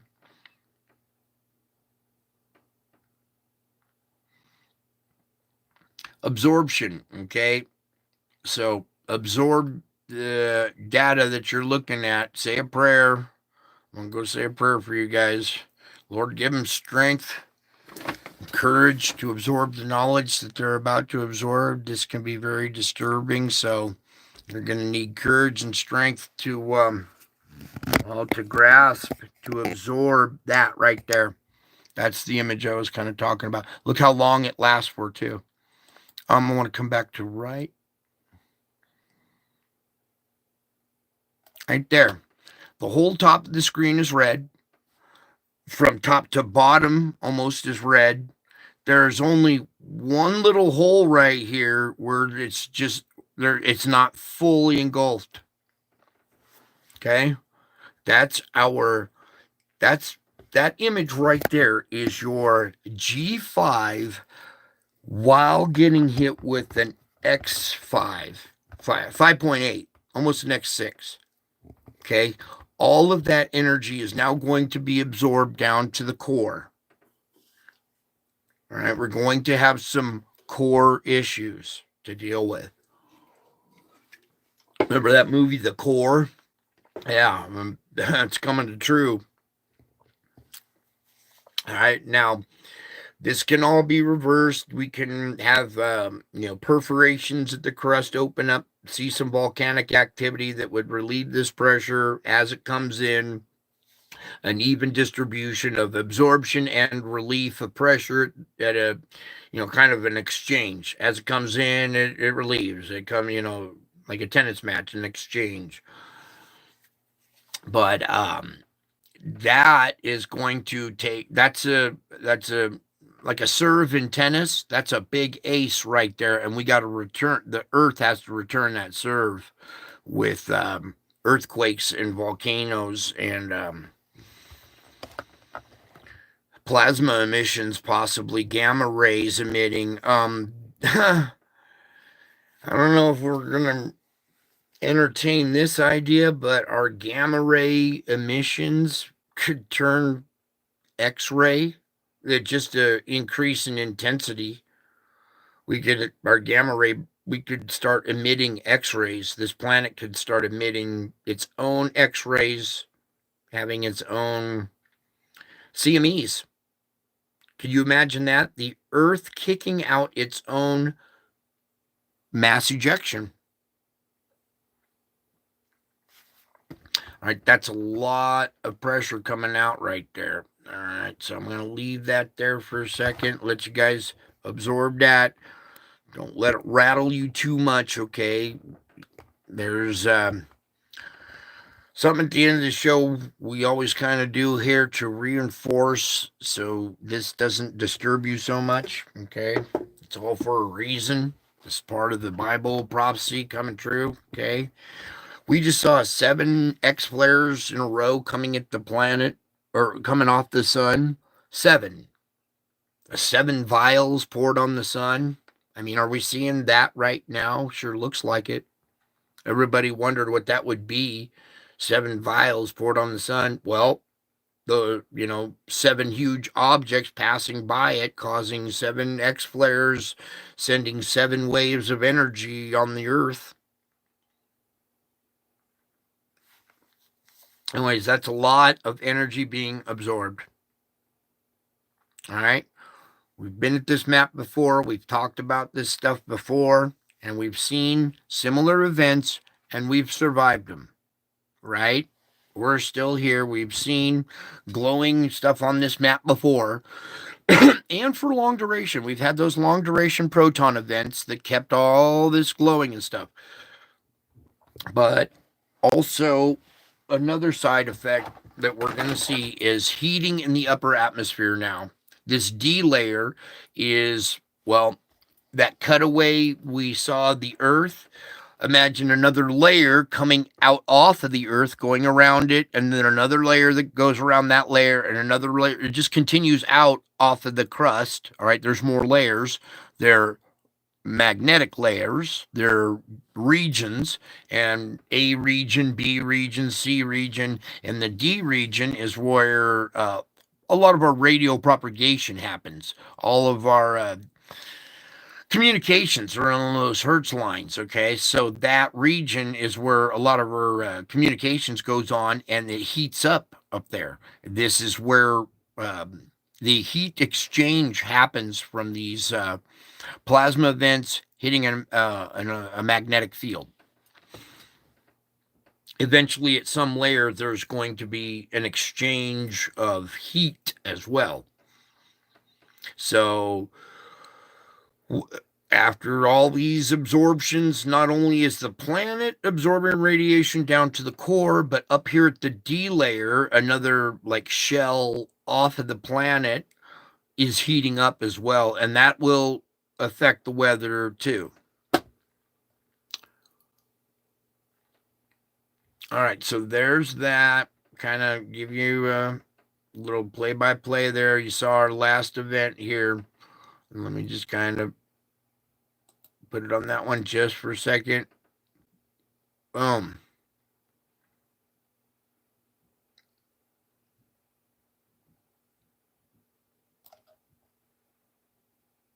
that whole part of the world was radio blackout.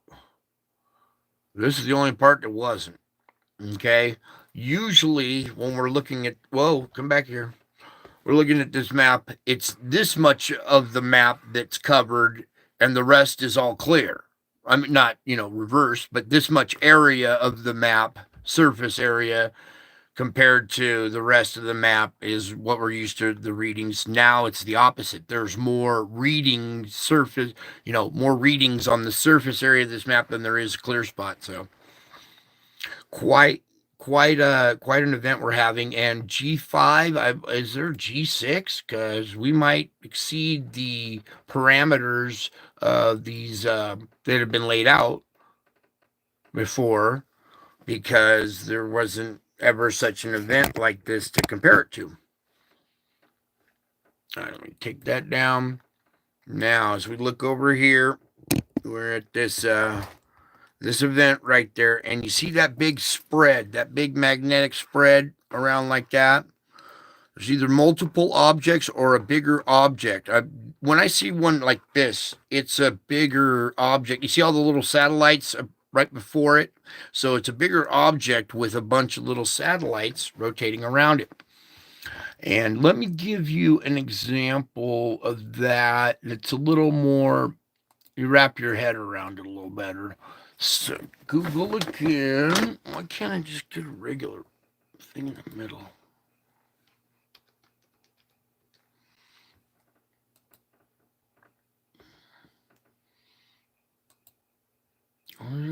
Oh, yeah, that's right. No, I was going right here. So bear with me real quick here. We're going to pull up some images of a similar event captured before, where it paints this target a lot better. Okay.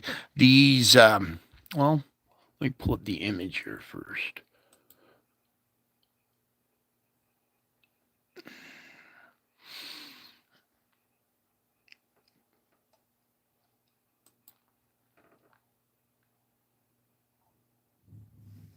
Okay. There we go. This big black sphere right here. Plasma's hitting it, going over the top, streaking over it like that. All right, so now you have a three-dimensional, more better visual image on these bigger objects right here, okay? So a big central object like this with little satellites or moons around it, and just like a solar system, they're not every single one of them's up close to the central object. Some have a further an orbit that's further out. So if it orbits further out, you will see the satellites first. It's like approaching a solar system from outside a solar system. You would run into the outside planets first before getting to the. All right. I think we're back there. Sorry about that, you guys. Showing this image zapped all of the energy out of my phone or something, and the device that we are recording with went to zero and turned off. Interesting. Anyways, we're back, I think. Yeah. So you can see this plasma stretching out. You see it going over the top. You see it painting this black spherical object right here, okay?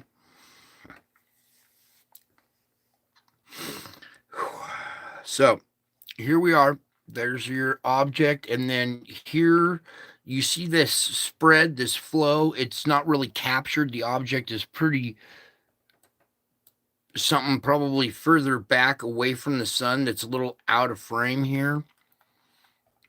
Maybe. But when I see a spread that wide in a blast this big, and you see all the satellites that are accompanying it approaching as this thing goes by. Oh, I know, stereo A. I wonder what stereo A captured of this. Oh, we only got one frame. Ooh, but look here. You can see this planetoid right here with plasma on the backside. No, that's not going to work. How can I dim this? Well, I can't really dim it, but you can see right here is your round object. Let's just try anyway. All right, so it's right there. This round object right here, and this might be the ghost image or something, but you can see plasma dammed up on the back side, and you can see, put it back this way, it's casting like shadows. It's casting shadows outward. Okay.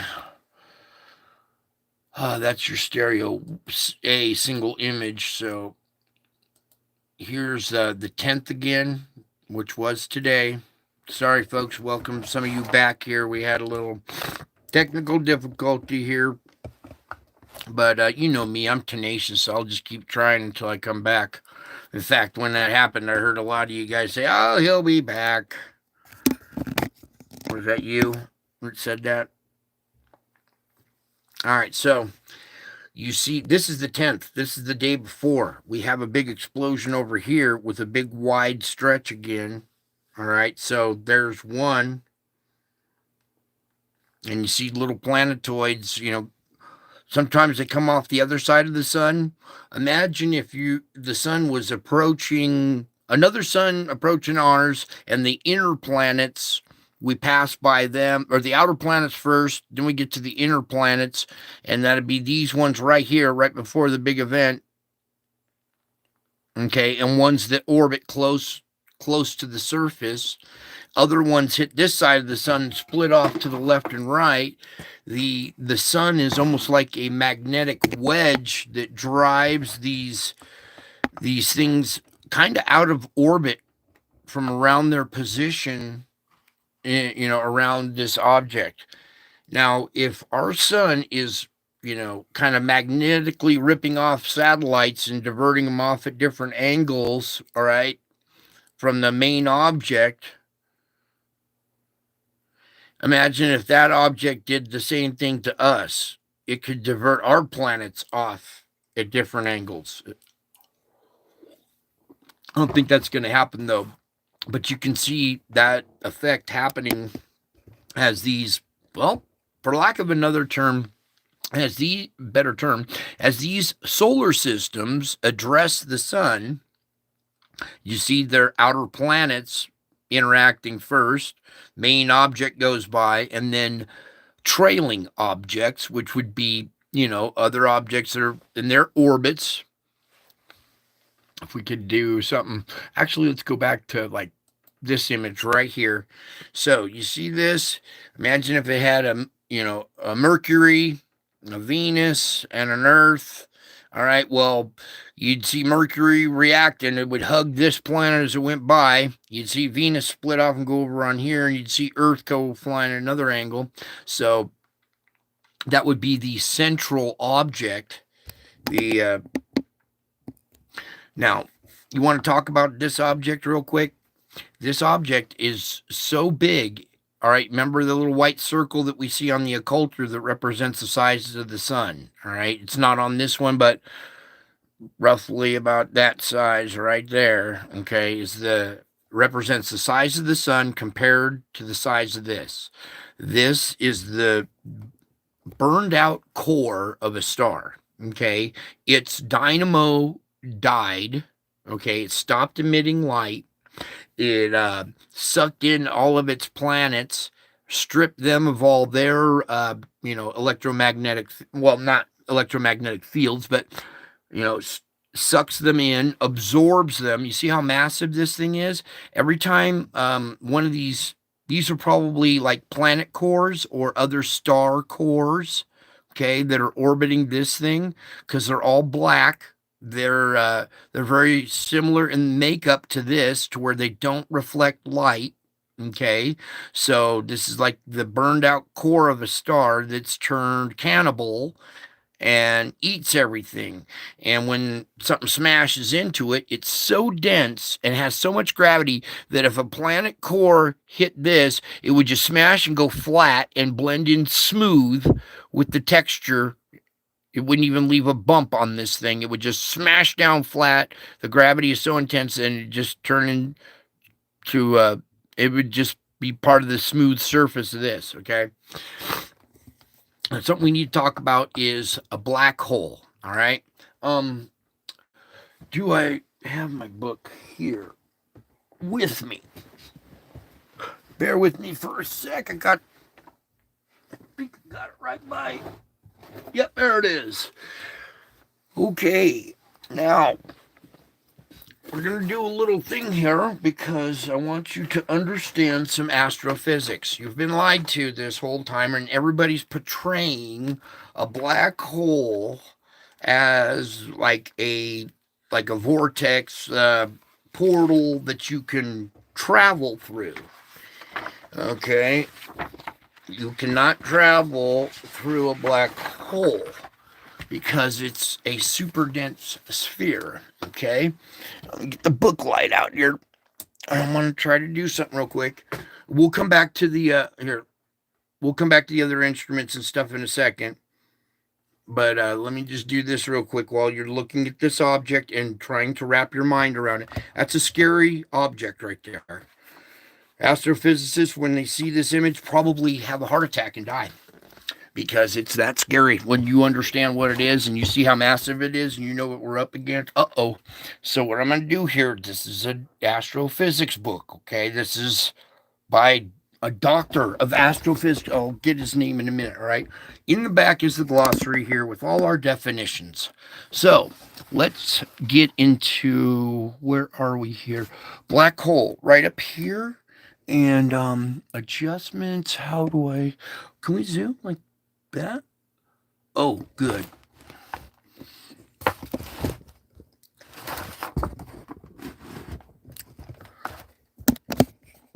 Okay, you see that definition right there?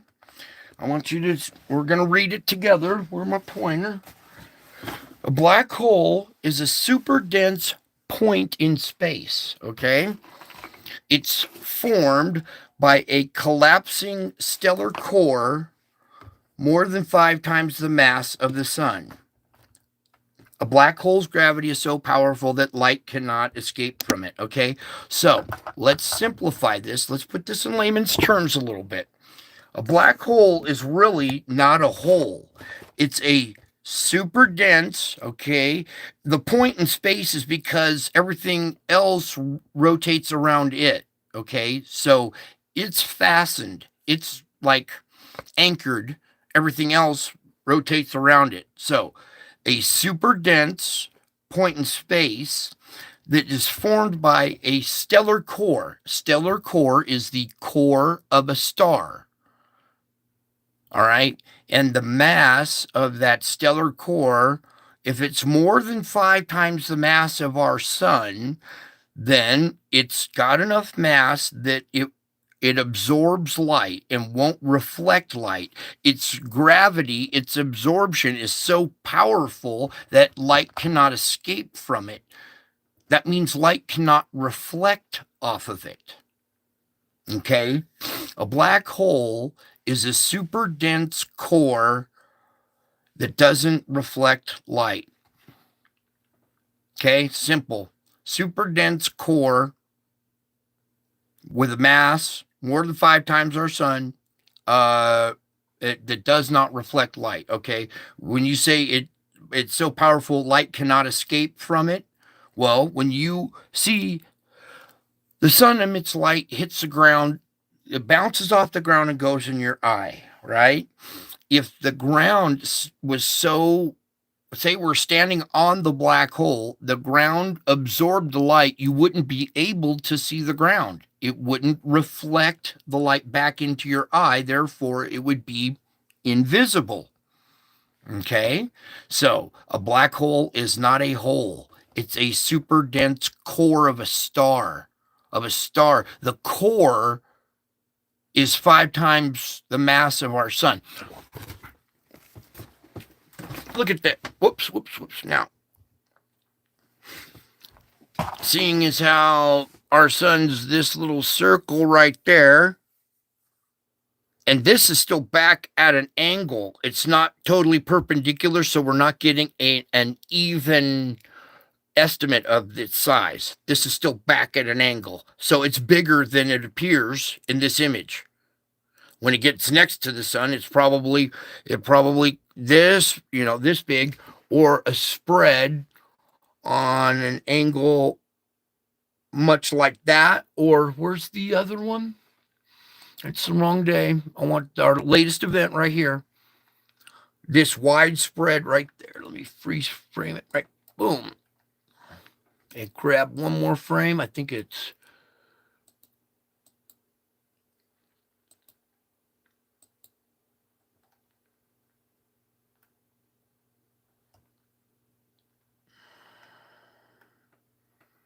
But you see this big wide spread from here all the way down to here.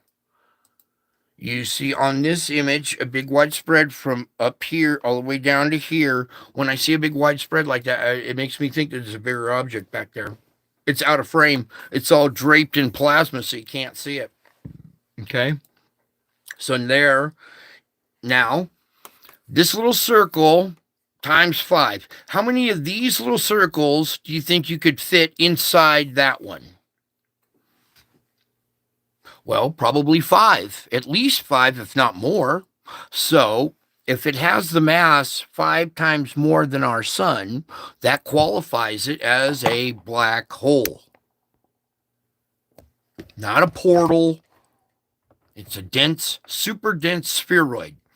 You could not travel through a black hole if you were a titanium bullet going the speed of light. It's impossible. The thing would just absorb you and smash you down to the surface and spread you out so thin and so smooth. I bet you the surface of this object is so smooth and slippery because there's not a seam in it. The gravity is so compact. Now, the more it takes in and smashes down, the bigger it gets, right? It's a condensate. It's sucking things in and growing in size. The bigger it grows, the more mass it has, the less it's likely to reflect light. It just keeps growing and growing and growing and growing and growing and growing and growing. Okay? 5 times the mass of our sun. Doesn't reflect light. A point in space. Oh, if it's a point in space, that means we're going by it. See, astrophysics dictates that if this has more mass than the sun, this thing ain't orbiting our sun. Our sun and our solar system are orbiting this. This is a solar system, and our solar system is colliding with the inner planets, or the planets and this solar system, okay? Now, let's back up here. We'll go back to the instrument real quick and take a peek at what's going on over at Solar Ham here. All right, so just real quick before we leave this. Oh, that's a problem. Got the light shining in the camera. There we go.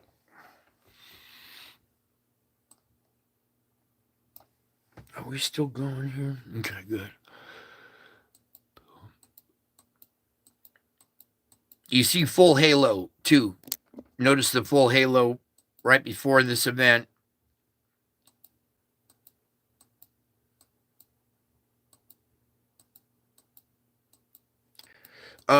Actually, while we were down for a minute there, I got a chance to look outside, and our skies are just now starting to glow red a little bit. Not really worthy of taking the camera out there yet, but from what I've seen happening across the country, by the time I got to wrap this up, the ground will be green. All right. Just generally, you can see. Oh, wow, in Jalisco, Mexico, that far south. All right. Well, I'm pretty far north. I expect to probably get a good show tonight. So, all right, here we go. We're dealing with other stellar bodies. All right, not just these little small things that I'm usually reporting on. Okay, this thing. This thing was showed to me, my God, all right, on September 10th of 2017. And that's where we were at last night when, our show kind of got disrupted then. All right. So, other spheroid shaped things affecting the sun. I showed you last night on a second stream a spheroid shaped, like invisible object. It didn't reflect light, so you couldn't see it. But the storms, the weather were reacting around the edges of it like this. You would see high pressure or ridges build up on the top, when say the air would go over this object down on Earth. Okay, the air would go over it, cool off up here, create thunderstorms. We saw the teardrop effect when these things pull away and you see the spaghettification. We saw that on the radar last night. Okay, and we can go back and visit that a little bit later too. Meantime, let's get rid of that ugly old image. Everybody take a deep breath now that you're done looking at that nasty old thing. That's the image that puts fear in men's hearts. For men that understand what it is. But here at this channel, you shouldn't be dropping dead when you see that. That should make you kind of happy in a weird way. And let's just pull that one out of there. It might be holding up this computer. I'm just trying to open the solar ham here again because I want to monitor our activity, since at any moment we could pop off the next flare, and I want to see what happened since. Why is this taking so long to roll? I'll just take another page and exit out of that one.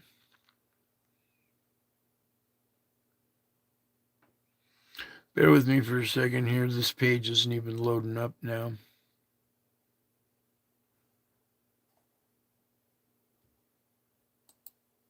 Let's just try something.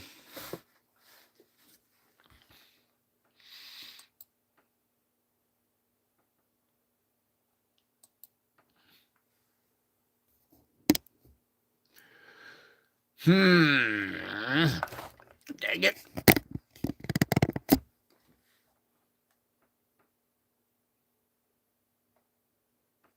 Why can't we? All right, let's just get out of there and just start all over again.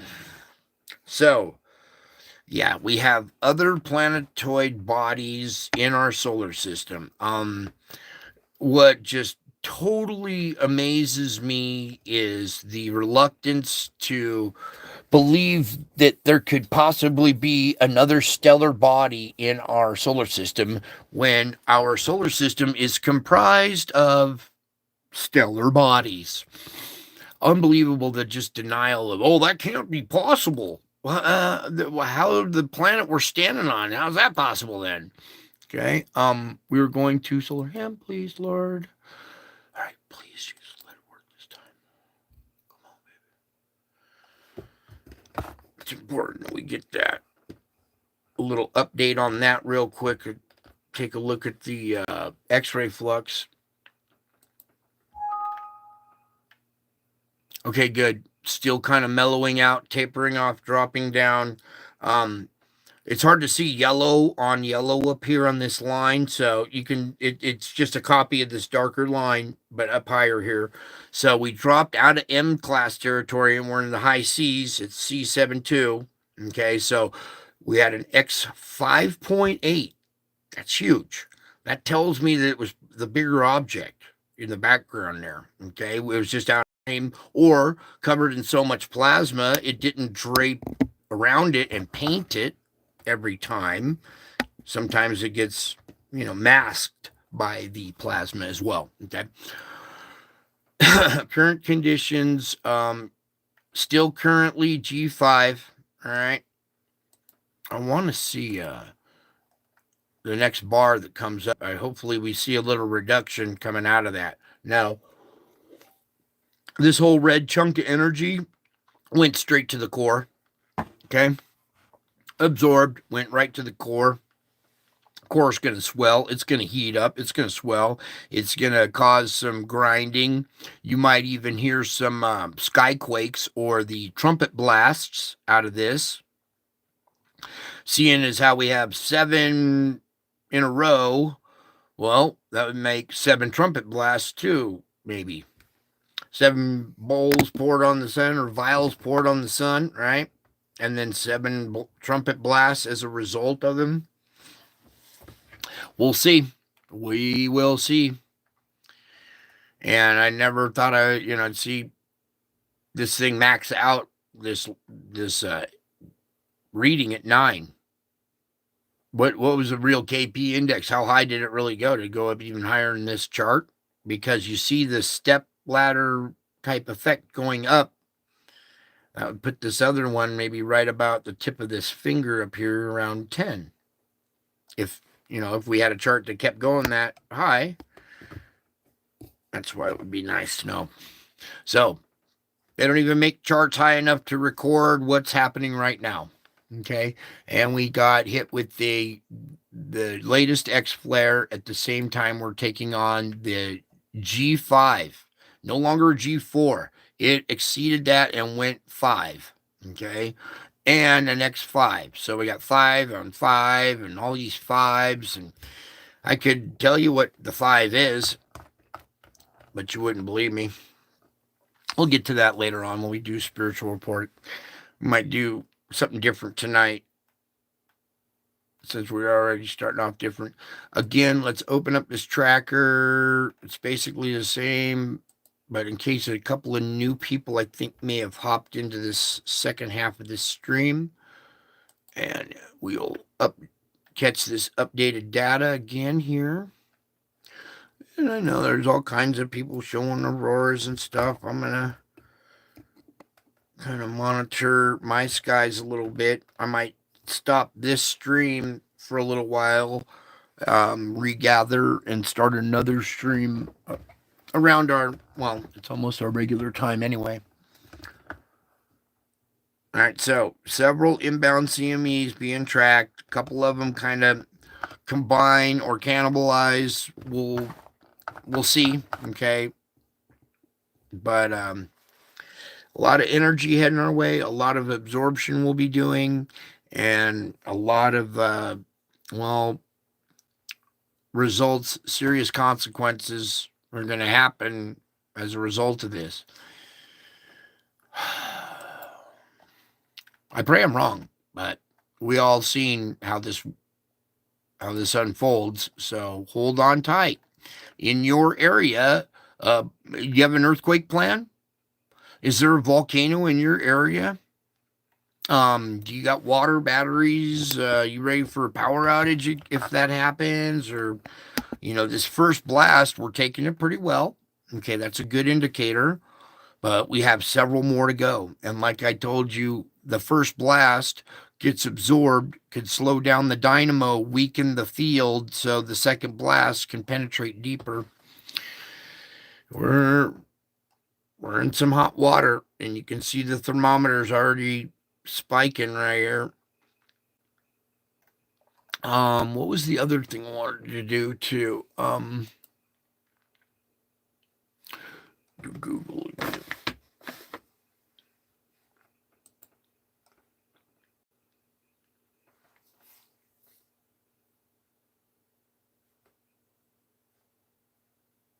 Please.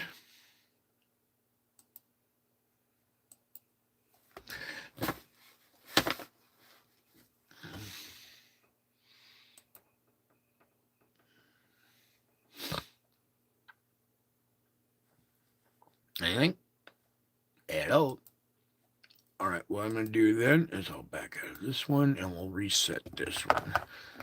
Sometimes this computer will it has a mind of its own, kind of possessed. So please, Lord, let the computer just back out and we'll catch a new Google. All right.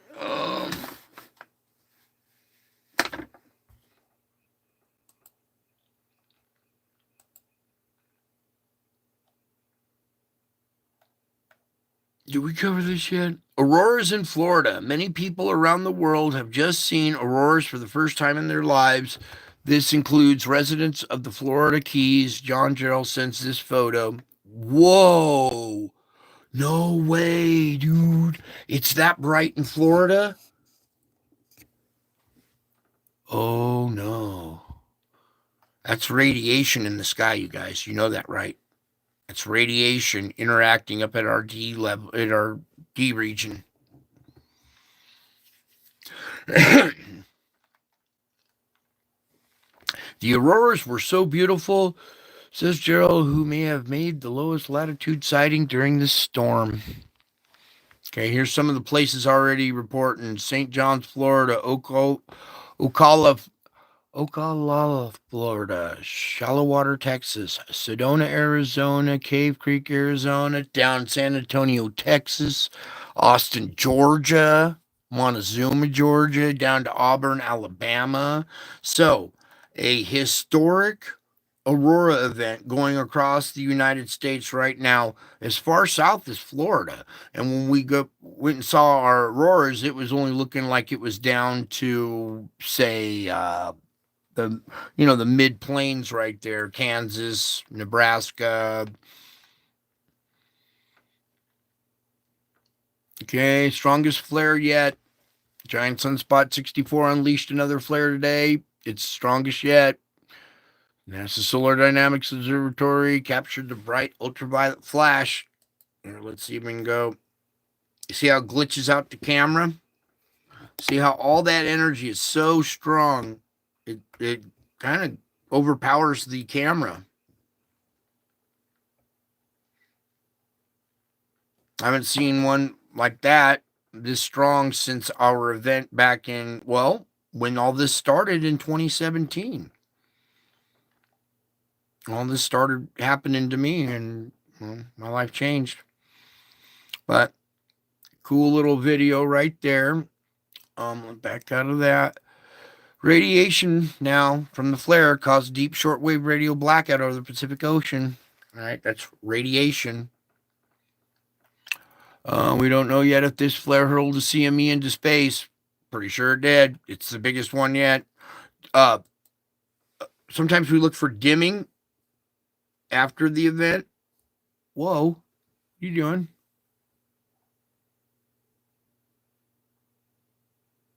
What the heck? White aurora in Finland? Oh no. White aurora is very, very intense. White aurora is in Finland? I might have to shut this down to go look at some reports myself. I got kinds of excited people. And now this is behaving. All right, so we want to be that way? We will close you out and start all over again. So yeah, historic aurora outbreak. So not only are we having tornado outbreaks, we're having an aurora outbreak now. If we're seeing it in Florida, the whole country's gonna see it. It's gonna be like, well, almost like the eclipse, where there only part of the country got to see it. Here, the whole country might get to see this show. What is going on?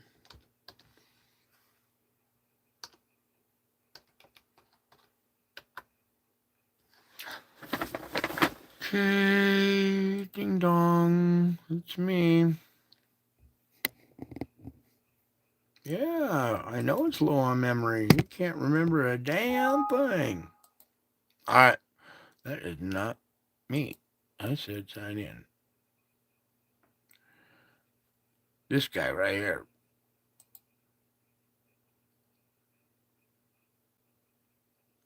Five in one.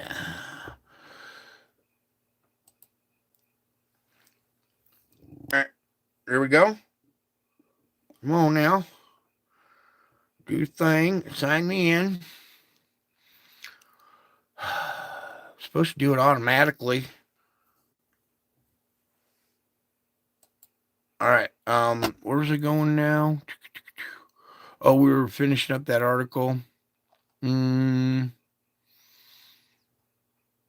Actually, let's maybe take a peek at earthquakes real quick here, or not.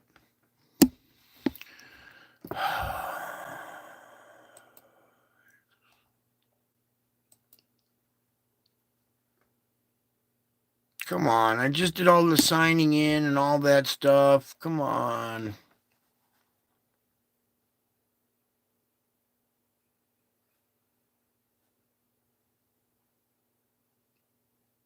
What's going on?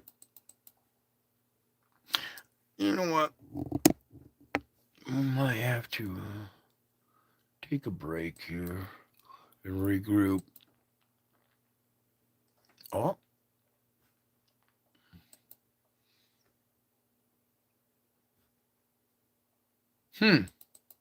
Anything? McFly, hello? Out of memory. Yep.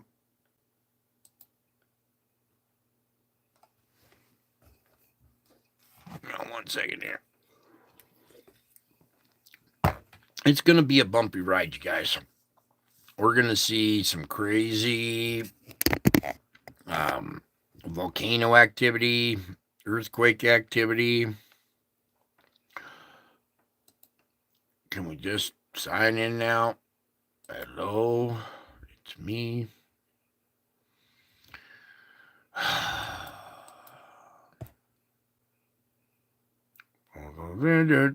Just sign me in.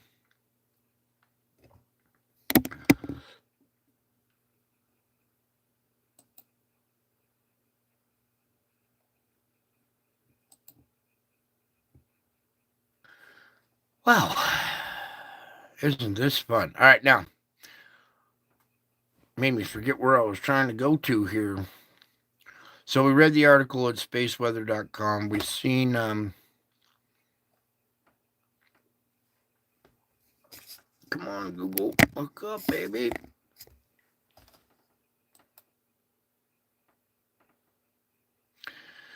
Oh, come on. Well, might be having issues with Google. We might be seeing the first effects of our,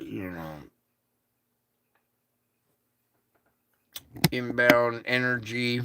It could be this possessed computer. It doesn't cooperate all the time. So we got lucky with what we got there.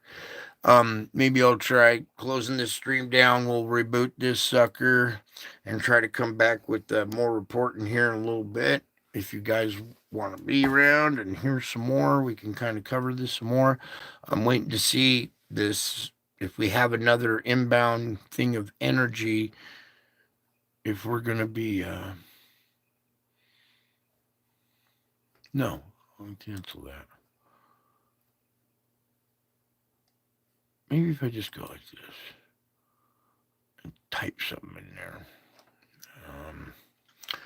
Nope.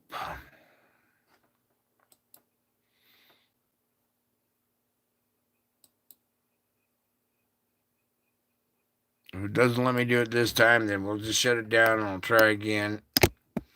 It seems like maybe Google is having some issues here with their connection because they keep disconnecting me. And we're going to try one more time now.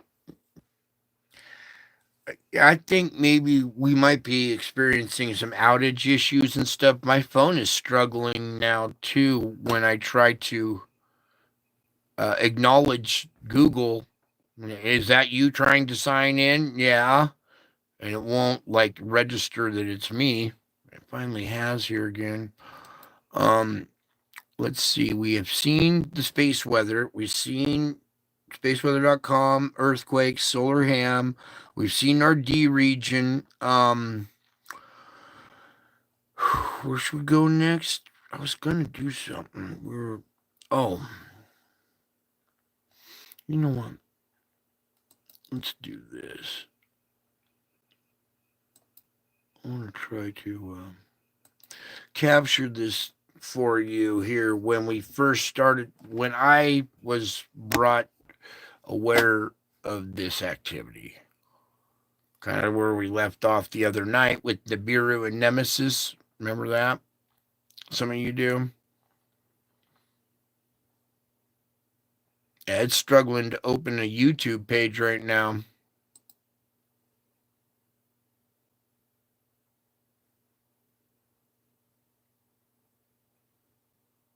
Yeah, you know what? I might have to shut it down here because it's struggling.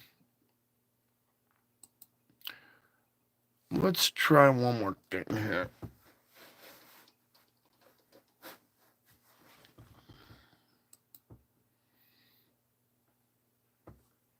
If I can't get a Google page to pull up one more time, I think we might be having issues here in our area, or this computer is having issues. Come on, you. Yeah. Dang it. Oh, let's try this.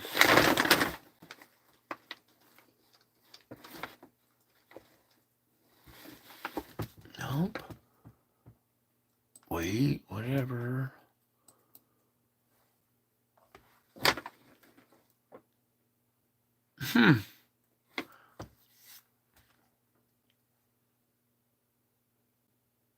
Well, this is, oh, I know. If I do that, then I have to sign in all over again.